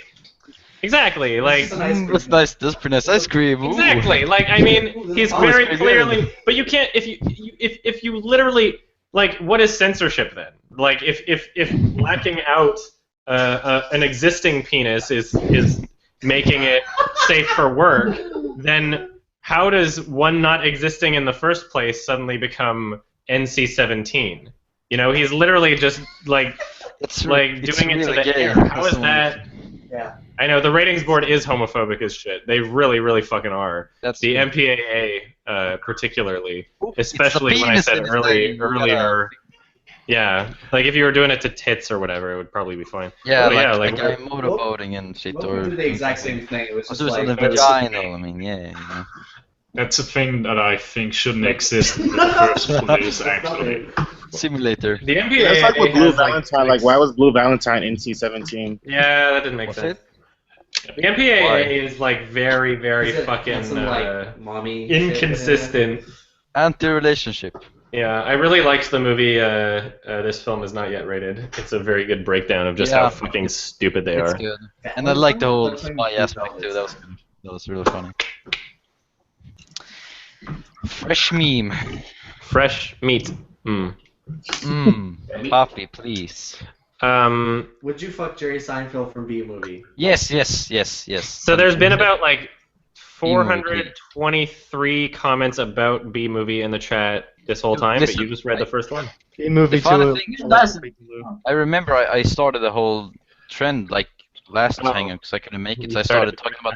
I started the whole thing. I started talking about how Jerry Seinfeld is an excellent actor and he was made to play the bee in B movie. Is B movie the new Shrek? Yes. Listen, B movie was always the new Shrek. B movie is Jerry B movie is Seinfeld. the new B movie. Magnum opus. Yes. It's He's never seen excellent. B Movie. I have. I saw it with friends. I saw enough of it to like leave my room embarrassed at the fact that my brother was watching it. I saw enough of it to just like lower my opinion on him and then leave. It's so good. See, you don't understand. You gotta see this, man. It's almost as good as Cool Cat. My brother loved Jerry Seinfeld. It was his favorite thing. He gets a B+. Get out. Somebody's asking if I'm going to buy Gun Self-Defense for Women. I have already bought it, but I had to ship it to an American address, so I have to wait until my friend from Seattle-ish area drives up here next to get it. So I think it's all probably already sent to his house. Can he just like send it from his house to your house? I guess I could do that. I don't know. I'll message him and see. Like, I guess I don't even know if he's gotten it yet. I'm gonna have to message him and find out if it ever showed up. And then if it has, I'll just be like, yeah, ship them to me. I'll pay for the whole thing. That seems like a better idea. Because for whatever reason, like, they weren't shipping to Canada, so probably because of me. Maybe the bully took it. Probably. I remember. Oh! Did you guys see? I didn't see the entire video, like Leafy's video about the trailer for it. It was really bad. That was the first Leafy video I ever saw. Yeah. Because he contacted me over Twitter, like freaking out that he was gonna get a copyright strike. Because as soon as he posted the video and he had like no context of Derek Savage or who he is or like anything or Cool Cat, really like, the guy just literally just doesn't do any research onto any of his videos because if he did, then they would take longer than 10 minutes to make. Yeah, it's like this guy is really cringy. I'm gonna go drink some bleach. And then all of a sudden, like all his commenters were like, "Whoa, watch out! You'll get a copyright strike because of I hate everything." And then so he contacts me over Twitter, and I'm in conversations with him and.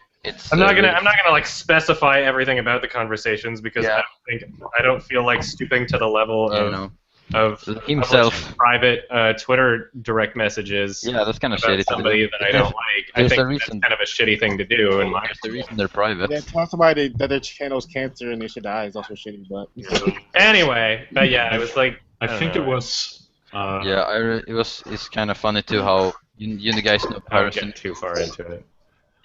I think it was bigger for the exact same formula now, like the exact same titles and shit. Yeah, I think we've already been over this. I don't think that like anybody over the age of 14 hasn't heard these arguments before, so we all know plenty of reasons not to watch this season. What is Mark doing? The Cringe Master. Yes. Mark is the Cringe Master? Is there an echo? Hold on. New conversation. We need to make YouTube great again. Stop the drama. The FUPA is a big step in doing that. Yeah, it's funny. What? YouTube should be whatever it wants to be. You don't have to make it great. The FUPA is going to make YouTube great again. Speaking of FUPAs, Mark has a pretty nice FUPA. Mark, you have a nice FUPA, man. Thank you. The fuck is a FUPA? Do some research. Yeah, you gotta check your page. Do I have to Google this Look right at now? FUPA, rocking that FUPA, boy. That's a nice. No, you gotta tuck it in. You have the posture down. No, you gotta tuck it in. And you're gonna pull the pants up higher. Yeah, you gotta really make it. Yeah, that's excellent FUPA. Oh man, get somebody screenshot this. Hey Adam, Adam, you could be Ela. Hey, you could be Ela. Yeah. You gotta smile and laugh.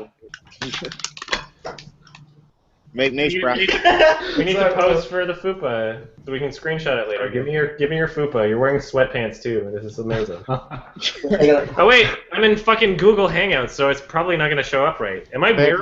Yeah, the other way. You gotta keep it the other way. There you go. Yeah, like that. I think it was. I got it. That's good.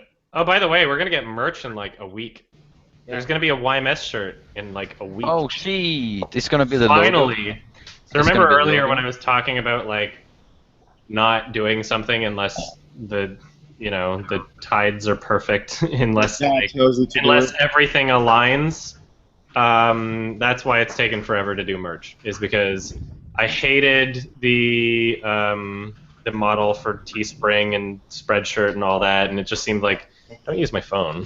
It seemed needlessly complicated, and like the rev share was kind of bullshit, and I don't know. There were plenty of reasons not to do that. I had plenty of email conversations with people that were trying to like partner with me, but I just never really liked any of their deals. I didn't know the people. Didn't like. I don't.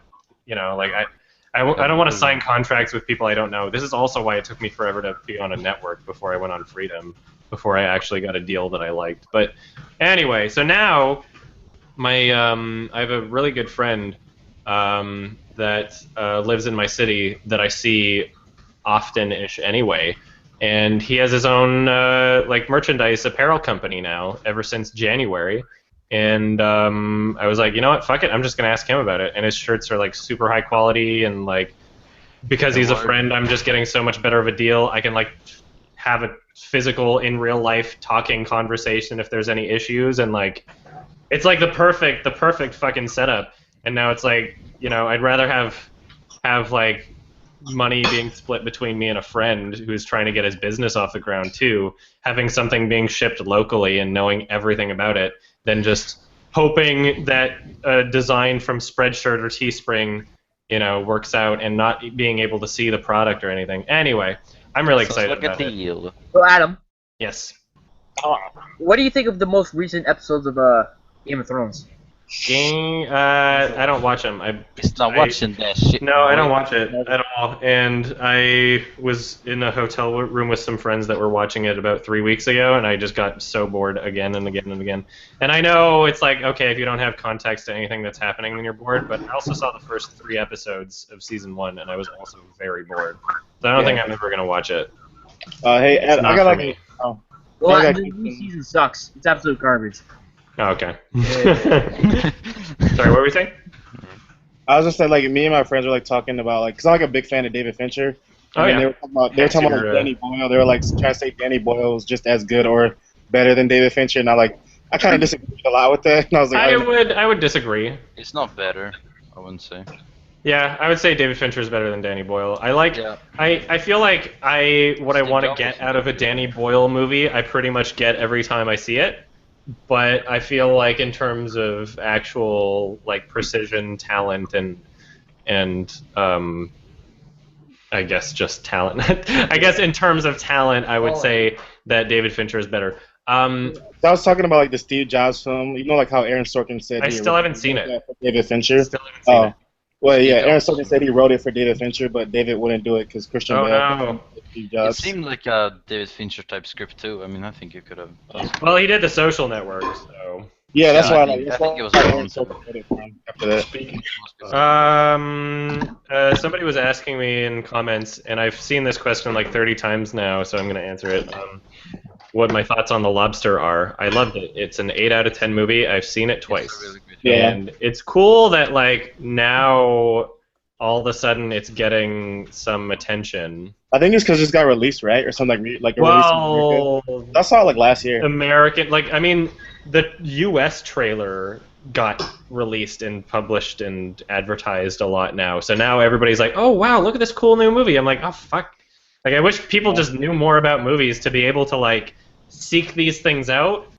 It's unfortunate that in order for something to be successful, it has to be like shoved at them. I wish that people knew how to like find things. But anyway, I guess that's part of what my job is for, and I would be useless if people knew how to do that. What's your like thoughts on like Xavier Dolan, like, cause like the 27-year-old like director like did Mommy and stuff? Have you seen films? Yeah, his new movie too. It's only the end of the world. Yeah, it won the Grand Prix. I think. Or did it win? Directing. No, it can't. It's one of the. No. Grand Prix. The Grand Prix. Yeah. The Grand Prix. Grand Prix. Can't remember. It's got like mixed reviews. Oh, of course it does. I mean, and I'm not surprised at all. And it won grand prize of the jury and prize of the I don't know how to pronounce that shit. I don't know. Ecumenical or jury, and then it's like a little thing. Yeah, I'm excited for it, but I'm not gonna like. That's another movie where it's like I'm not gonna watch a trailer just because like. Yeah, there's no one out yet. Just like photos. Yeah, wasn't there a clip? Cast. Wasn't there a clip that was shared somewhere? I think I saw on my subreddit somebody shared a clip. But anyway, I'm gonna be watching it regardless, so I don't have to see any of the marketing. I like I think, the cast. Marion Cotillard and. Oh yeah, I love her. Like it's got a good cast in it. So we'll see how it goes. A lot of people just find him super pretentious. I wouldn't say that. I would say his movies are hit or miss for sure, but I wouldn't I don't know. I wouldn't call him like pretentious. He's very different and out there and experimental, but I want to encourage that kind of thing. Yeah, pretentious would be like somebody doing something that's already been done and then pretending as though it's like different, you know? So pretentious would be like, yeah, I love. Yeah, Mom is probably his best so far. I know, it's definitely his best. I was gonna say I think Freud would find Xavier Dolan funny because like all his movies like have to do with mom. Like I killed my mother, mommy. Yeah, I love how much of himself he puts in it too. Like literally, he's always like. Please, mommy. Please. Or be like, just have to your mother. Oh, another Freudian film. And Anton had a question for you, I think, Mark. Fucking bitch. Because we were talking about David Fincher, I wanted to hear Mark. Yeah. What was that? I don't know. Keep going. It's unfriended. Anyway, I wanted. We're not talking about David Fincher anymore, so it doesn't make sense that I asked a question. Oh, whatever. We should always talk about it. Don't worry. We've been back and forth. We stop talking about something and then go back to it again. It's fine. But I will say that I'm gonna end the stream in the next 10 minutes. It's been 3 hours, and I'm gonna get some work done and try to get that YMS out for the time zones are fucked. It's like 1 a.m. here right now. Are you excited to see the new Woody Allen film, The Cafe Society?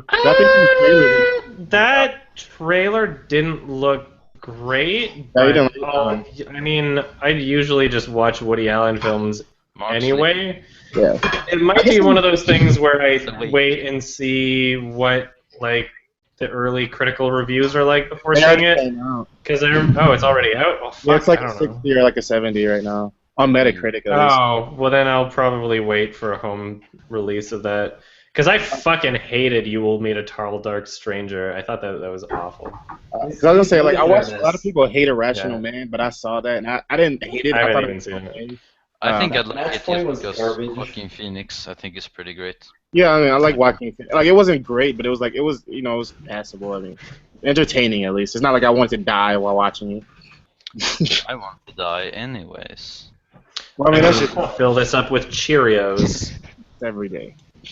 Okay. Yeah, boy. The Normal Heart had some of the worst camera work and editing I have seen in a film in so long. It was painful, and it was. You know how I said that people are willing to put up with a lot more in a video game than in a movie. TV movies and anything you would watch on TV is like the halfway point. What you can get away with as like an HBO movie, people probably wouldn't accept out of a real movie, because there was a lot of bullshit in that, and it was really kind of just fucking bad. The Normal Heart or A Normal Heart. I've never heard of that. It was it was an HBO movie with Mark Ruffalo. Yeah, and it was about like the AIDS crisis in 1980s, and that's why they call it the AIDSies. Boom.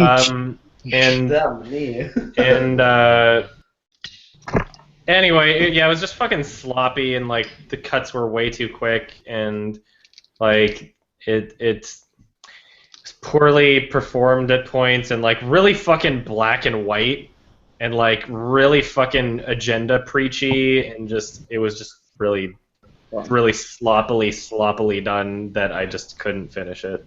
Well, like speaking of like accepting stuff, like when I watched Civil War, like I thought a lot of the CGI in it I thought looked really weird, and some of like at the beginning I thought the frame rate was really weird, like in the beginning fight scenes I was like nobody said anything about it. Everybody's like greatest everything ever. I was like nobody noticed any like imperfections about it or anything. Well, I mean like movie-going audience and critics, you rarely ever talk about the actual presentation of the movie. They talk about like what happened in the movie and whether or not they like what happened. That's why I wanted to see Iron Man do this, and I liked this character. Spider-Man was funny. Slice at the bad guy. Yeah. That's why I liked that it had a twist. I That's like why I when think, that the character didn't die. I think that's why the director of the movie High Rise, he said that, I forgot his name, but he said like filmmakers are the best critics. Like they're the only ones that they're really only ones that. Which is kind of funny because I don't like his movies at all. You didn't like High Rise, did you? I think the High Rise movie sounds like the concept sounds really good, and like that's what everybody says. But I guess like they executed it. He's kind of a pretentious, self-important director. Yeah, just based on like his movies alone. It's almost like it's about like this kind of descent into like Ben Wheatley dystopian madness. Ben Wheatley, and he kind of took like that a little bit too far. He almost focused on like just like he almost used the story as an excuse to just show weird, crazy shit. That's it. It's like oh, they're lunatics. They're just like talking mumbo jumbo for like fucking an hour and a half. What is he, Kevin Smith? The tone of Ben Wheatley's movies that I've seen, so that one and A Field in England, both of them, I've just been like left with this like really awful feeling of self-importance from the film that it reflects upon itself without fulfilling it by its actual merit. It's like it's one of those. It's almost the textbook definition of pretentious, where it feels as though it's more important than what it is. And I've like both of his films just like scream that in a way in its tone, and it's a little difficult to describe. But you can it's like watching his films. It's like I feel like I'm just watching him go like, oh yeah, this is so good, and so edgy. Yeah, exactly. Like what he's going for versus what it is or what's being shown or how it's actually presented is not. I don't know. Well, we'll have to see if he makes something good ever again. But I feel like at that film festival, it was my second chance I gave him, and I was left disappointed again. And it was also my second chance that I gave Apichatpong Veerasithakul for A Cemetery of Splendor. Oh. And I kind of walked away from that just upset also. I saw you watch A Pigeon Sat on a Branch Reflecting on Existence. Yes. Did you like that a lot or what? I liked it a lot, and I'll be watching it a second time to decide whether or not I want to put it on my... Sorry? He's a very talented director. Yeah, I'll be watching it a second time to see if I want to put it on my 2014 list. So it's in the short list. Yeah, it's nice. It is a movie that I watched the first two movies as preparation before doing it, and I feel like I liked the first two movies more. Is it like similar? Do you think like to Lobster? Like, cause I watched the trailer and I thought like. Pigeon, the one we're talking about. Yeah. No, it's not. Like in Lobster, was kind of like a dark, absurdist humor kind of stuff. Yeah, it was absurd. A Pigeon Sat on a Branch Reflecting its Existence has one of the most pretentious titles of a movie ever made, but thankfully the movie itself is better than the title. But it is very it is more it's just like a commentary on life. Yeah, it's more of a commentary and like almost short stories without really having too much of a narrative to it. Just like ideas and like situations, and they don't really connect together, and some of them come back to the other ones, and some of them go on for longer than others. It's almost like an anthology in a sense or something. But I would recommend watching the first two first, which are both good in different ways. So the first two movies are Songs from the Second Floor and You, the Living. Yeah. It's good because like the Swedish cinema and often here in Sweden, it's like most movies that come out aren't really that good at all. They're mostly shit. So it's nice to see something unique and something that. Yeah, I liked it. So also, I mean, like Force Majeure Also a good Swedish movie. Oh yeah, it's great. Peace out. Thank you for joining. Thank you. Bye bye. Hi. So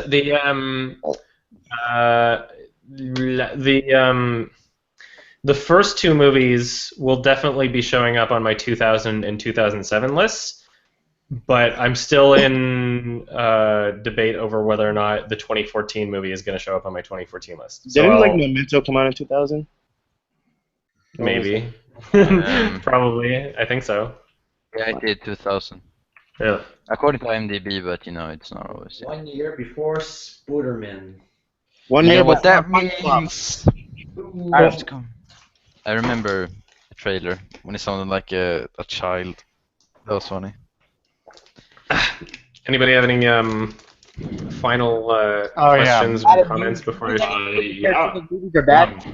Can you repeat your question because I did not hear that at all? Do you think any Quentin Tarantino movies are bad? I wouldn't say bad. I wouldn't use the word bad, but there's movies of his that I don't like.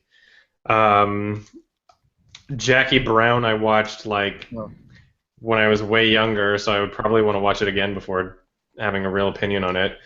Half of Inglourious Bastards I didn't like, and the other half I thought was great. Inglourious Bastards. Buongiorno. Wait, which half? subplot did you not like? Which half?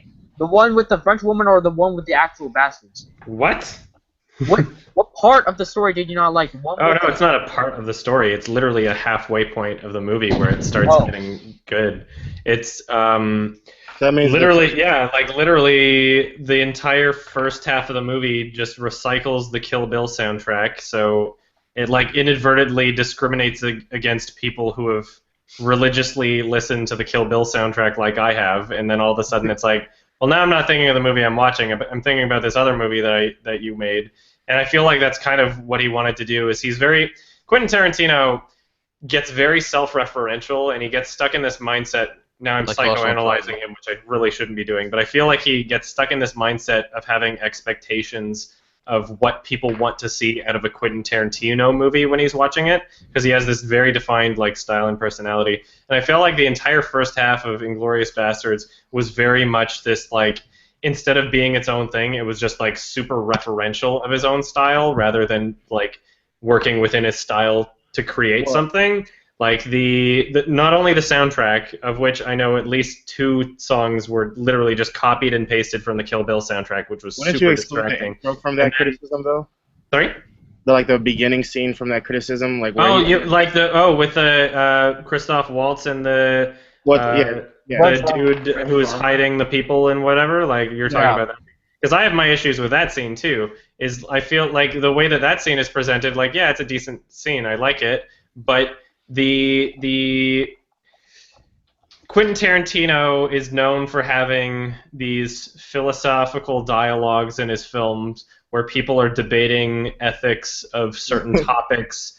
In Pulp Fiction, it was but she's married. Is a foot rub a good thing, or is it a foot rub, or blah blah blah? In Kill Bill, there was the thing about Superman and Superman. And he's always got one of those in his movies. And this scene was very much just to fill the quota checkmark. And the entire philosophical point that the entire scene was building up to was a matter of, you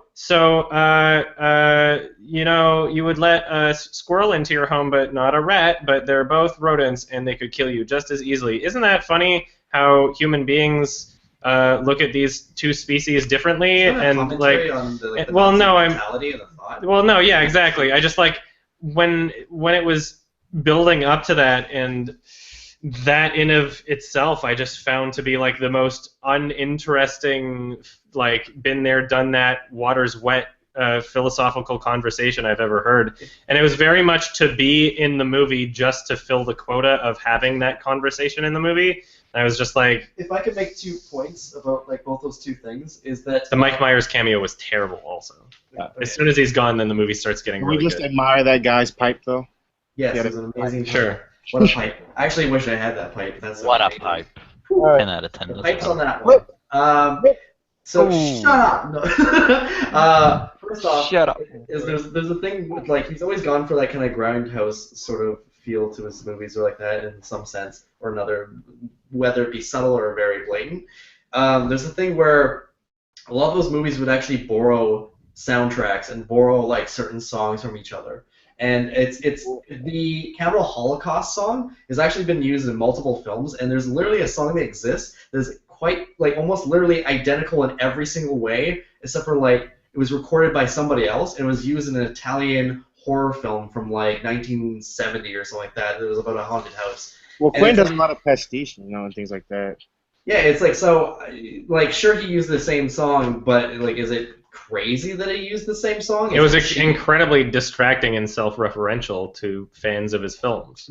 Like actually, Hobo with a Shotgun used a theme song. The theme song I'm talking about, there was the Cannibal Holocaust ripoff song. It's things like that. It's like these. No, yeah, I know. Grindhouse as a tone, you're using songs that already exist, and that's the songs that were in Kill Bill were songs that previously existed that he pulled from pieces in other films and other composers' works, but it wasn't songs that he pulled that were in his previous films. If he's going to make a self-referential joke, then it should be at a scene in a joke, not in a serious scene. Well, right? Another thing is that the whole Inglourious Basterds storyline is literally borrowed from a Grindhouse film from like something. I'm not docking it points because it's like, oh, it recycled something. I'm docking it like it's just I wasn't able to. Shotgun points like for using. You're not. No, it's not a song that's used in another movie. It's a song used in another one of his films simply to poke at him having directed those films. It's like Lars von Trier in the Antichrist scene in Nymphomaniac. Yeah. You know, it's like, hey guys, remember that movie I made? I don't like that. And I like having a cinematic universe. Quentin Tarantino can include Apple cigarettes all he wants. Like that's totally fine. I love those subtle references. No, yeah, but it's like it doesn't distract you out of it in the same way that the soundtrack would. I'm kind of running over your cord. I just need to fix it. It doesn't distract you in the same way that the soundtrack would, because the soundtrack that I'm talking about are like during serious toned moments in the film. They're not like joke, hey, you know, like wink, wink, nudge, nudge. They're not at moments that are supposed to be, you know, presented like that. And it also bothers me in the sense that like I know that the 99% of people that didn't religiously listen to the Kill Bill soundtrack on repeat wouldn't have anything from that scene distracted for them. You know, it's like inadvertently inconveniencing people who are more familiar with his previous works than people who aren't. And so the people who are less familiar with Kill Bill and the soundtrack are going to get a better experience from it than people who are more familiar. And I don't like the idea that like because I'm a fan of your work I get a worse experience. But like I don't want to dwell too much on that because that's just a small factor in terms of why I don't like the first half of Inglourious Basterds. What would you rate it overall? Well, I feel like every other Quentin Tarantino movie that I've seen, when he does have the checklist philosophical conversation, when he does have that, I've always like learned something or, you know, had wanted to be engaged in the conversation and been like, yes, this is an interesting, like I could be watching professors at a university having this conversation, or I could be watching, you know, like it makes the scene entertaining because it's worthwhile to hear people go back and forth about it or for a new point to be made about it. You're talking about the conversation about the rats? I'm talking about every other movie that I've seen from him that has a checklist of conversation that he was going for in that. Whereas when we're talking during the conversation about the rats, it was mostly just like I got the impression of like, this is the conversation, and then it just wasn't like it was really. The conversation actually said a ton about Colonel Landa. I think it's how it's pronounced. Yeah, it's Landa. Yeah. Yes, Landa. Yeah, so his analogy with the squirrels and the rats and everything like that. So as he's talking about who he is, what he does. He's like a detective in a lot of sense. He basically is just a detective that's hired by the Nazis. But he gets the impression across that through his analogy of the squirrels and the rats is that he isn't actually caught up in this whole propagandish bullshit. He's actually above it. But he loves his job and he loves the thrill of the chase so much that he's doing it literally just for that, and that he doesn't hate the Jews, but he loves his job, and like he has a sort of superiority complex. It's like, sure, it's like he just explains to him, it's like there's really no difference. When he says Jews and squirrels, he means there's literally no difference between the Jews and any other race on planet Earth. It's like, and like he's above it, he realizes it. No way. Yeah, exactly. It explains that he's self-aware about the Nazi agenda and everything, and he's far above it. He's far more intelligent, but he's doing this because he loves it, and that actually makes him a far greater villain than a mindless Nazi who's just like, I hate Jews. Oh, like it adds so much to his character. Work. Also, there's another thing I'd like to bring up. He switches sides pretty quickly. He's like, I want immunity and everything like that. Like he wasn't like a diehard Nazi. He like an opportunist. But it's great because he did horrible things and he gets his when he thought he was going to lose the war. He betrayed the That's Nazis. fine. More like a narcissist. When he thought the Nazis were going to lose the war, he killed all the Nazis in the cinema because he thought that the Nazis were going to eventually lose. He knew the Nazis were eventually going to lose the war, so he might as well make something out of it, get a deal with the Allies, and get like a house on an island and all that shit. But pretty much the conversation at the beginning of the movie was pretty much the same Pulp Fiction. It started off innocent enough, and then eventually degraded into something more horrifying, such as when the conversation at start of Pulp Fiction, you know, he comes in talking about all the stuff like fast food restaurants and all that stuff. He started to kill the guy, kills the other guy, and then later on it's revealed that he killed the guy that came out of the bathroom. I would disagree. I would disagree with that because you immediately start with Inglourious Bastards because you immediately see the Nazi cars approaching the farmhouse and you immediately wonder why are the Nazi cars there? Why is Colonel Wanda visiting? What if the farmer had a shotgun? He would just shoot the guy if he didn't have the escort with him. I don't think he could shoot a shotgun at the SS convoy. I'm just gonna like reveal the other issues I had with it, and then have a conclusion, and then end this because I did say we were gonna end it like 20 minutes ago. So the other, I feel like Brad Pitt's character wasn't as pronounced and developed in the first half of the film either. I felt like. And I've seen this movie multiple times, and I've tried to look at it through a lens of like, oh, could it just be, you know, like for completely no reason, or maybe I was remembering it wrong, or maybe I got used to his character over the course of the film. But every time I watch it, I just like looking at his character in the first half of the film. It always just feels like Brad Pitt playing Brad Pitt doing an accent. You know, it feels somehow like less pronounced and less fleshed out, and then as soon as the halfway point of the movie hits, so like the halfway point where it makes a shift for me is like immediately after the Mike Myers cameo, and the scene right after that is Brad Pitt is like in that bar, and they're having a conversation about like preparing to their plan of attack for something, and the way he interacts with people in that scene, he has so much more like depth and emotion, and like his character starts to feel like a real character all of a sudden. It's so weird, and again, I've seen this movie multiple times, and every single time I get that exact same experience of like he's Brad Pitt for the first half of the movie, and it's kind of annoying watching him, and then as soon as the Mike Myers cameo is over, it's all of a sudden like night and day, like holy shit, I'm really liking this character, and I really feel like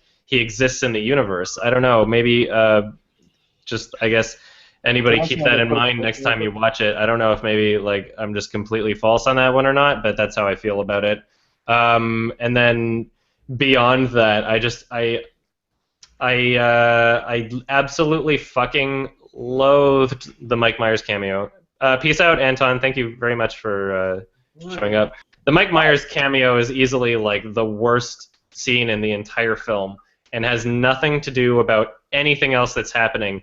It's like they literally stopped the movie just to have a Mike Myers cameo and then continued the movie again, and it was the weirdest thing in the fucking world. And it was obviously like, I get that Quentin Tarantino does some things for laughs, but this was like not even the same movie. You know, I felt like it was the weirdest fucking thing in the world. They were breaching the cinema. When Mike Myers' character, I forget what his name was, but they were talking about how they were going to blow up the cinema. the dynamite. That's what the scene was about. Well, yeah, but I mean, they could have gotten any actor to do Yeah. that. Ruined Mike Myers for kerfuffle. We had to give him some that after his last movie, Love Grow, then we had to give him some sort of role, you know. Well, Quentin Tarantino loves to consider himself as the god who can reignite a failed actor's career. So maybe he was trying to do that. And in a lot of cases, it's true. He's given a lot of people their careers back. But it's like William Brody and the pianist. Mike Myers It's the still same got with Shrek. Mike He's alright. Myers. He doesn't have to do anyway, anything. Mike Myers sucked ass, and it was the worst scene in the entire movie. Adam, and do then you think they after like that, it was Michael great. Fassbender's character in the movie, or were you fine with that? Sorry, what? Did you think they wasted Michael Fassbender's character? Like I thought Michael Fassbender. Well, he wasn't as big. He wasn't as much of a breakout actor before that point. Like Hunger had come out, had like been released in like 2008, 2009. So I mean, nobody really knew about him. He was just showed up in Fish Tank in 2009. I don't blame the movie for not utilizing him as much as they could. I feel like maybe he would have been given, a different role if it was made at a later point in time. So I don't know if I can really complain about that. But I mean, I'm willing to watch the whole thing again. I just there's several instances in the first half of the movie that annoy me and take me out of the movie. And then after the Mike Myers cameo, it's a great movie in my opinion. Fish Tank out of 10, 7 to answer that. Fish Tank is good. Anyway, yeah, I think we should wrap this up. Yeah, if that's sure. okay. I I need to get back to work. Adam, what are you doing for Twitch tomorrow? Is it still Uncharted 4? Oh yeah, we'll do that tomorrow. You're not playing Dark Souls anymore? Don't start Dark Priorities Souls. are Uncharted 4 and then Mass Effect 2, and then maybe some Dark Souls somewhere in there. I don't know. We'll see how it goes tomorrow. Are you planning on doing any multiplayer Let's Plays, like you and Mike, actually getting together and doing something on Steam chat or something? Support it. Yeah, you could try doing that. Yeah, that'd be cool. we'll do the Resident Evil multiplayers at some point. Oh, yeah, cool. I just wonder, everything just, about the people complaining and all that stuff, it doesn't matter that much. Yeah, the work it's difficult to shake it. Yeah, I get that. I appreciate it. It's important to just try and ignore it anyways. If that's possible. I mean, they're gonna complain no matter what. Yeah, just take it like and then so. but then if I come at it as dismissing criticisms by saying that it's a certain type of person, then that puts me in a camp of oh, you're just dismissing this argument as a different type of person. And there's always going to be a conflict with it's hard to make them happy. How I view things, because it's I want to try and remain as objective as possible, and part of feeling that way all the time brings a lot of self-criticism, whether or not it's completely justified. And I may never know whether or not it's justified, but that's, I guess, just part of the baggage that comes with trying to be as objective as possible in any given issue, is self-doubt and everything that comes with that. No matter what, it's worth it in the end. I appreciate it. Thank you. Mark, fun talking to you too, Chief. What about this dog man? Yeah. Yeah, it's been really cool. My thoughts on this dog man is that inconclusive. This may be just be a regular stray dog. He killed using the hacksaw like any other dog, Just like a regular dog. I do not condone these rumors about a dog man. And I think go home, Jenkins. It's not real. It's not real. It's not real, Mark. Dog man. Thank Dogman. you have a good day. For joining. I will see you next month. I don't know when in the month it's going to be. Good luck. All right, cheers, guys. Peace out, everybody. It's been really cool. Thank you for joining.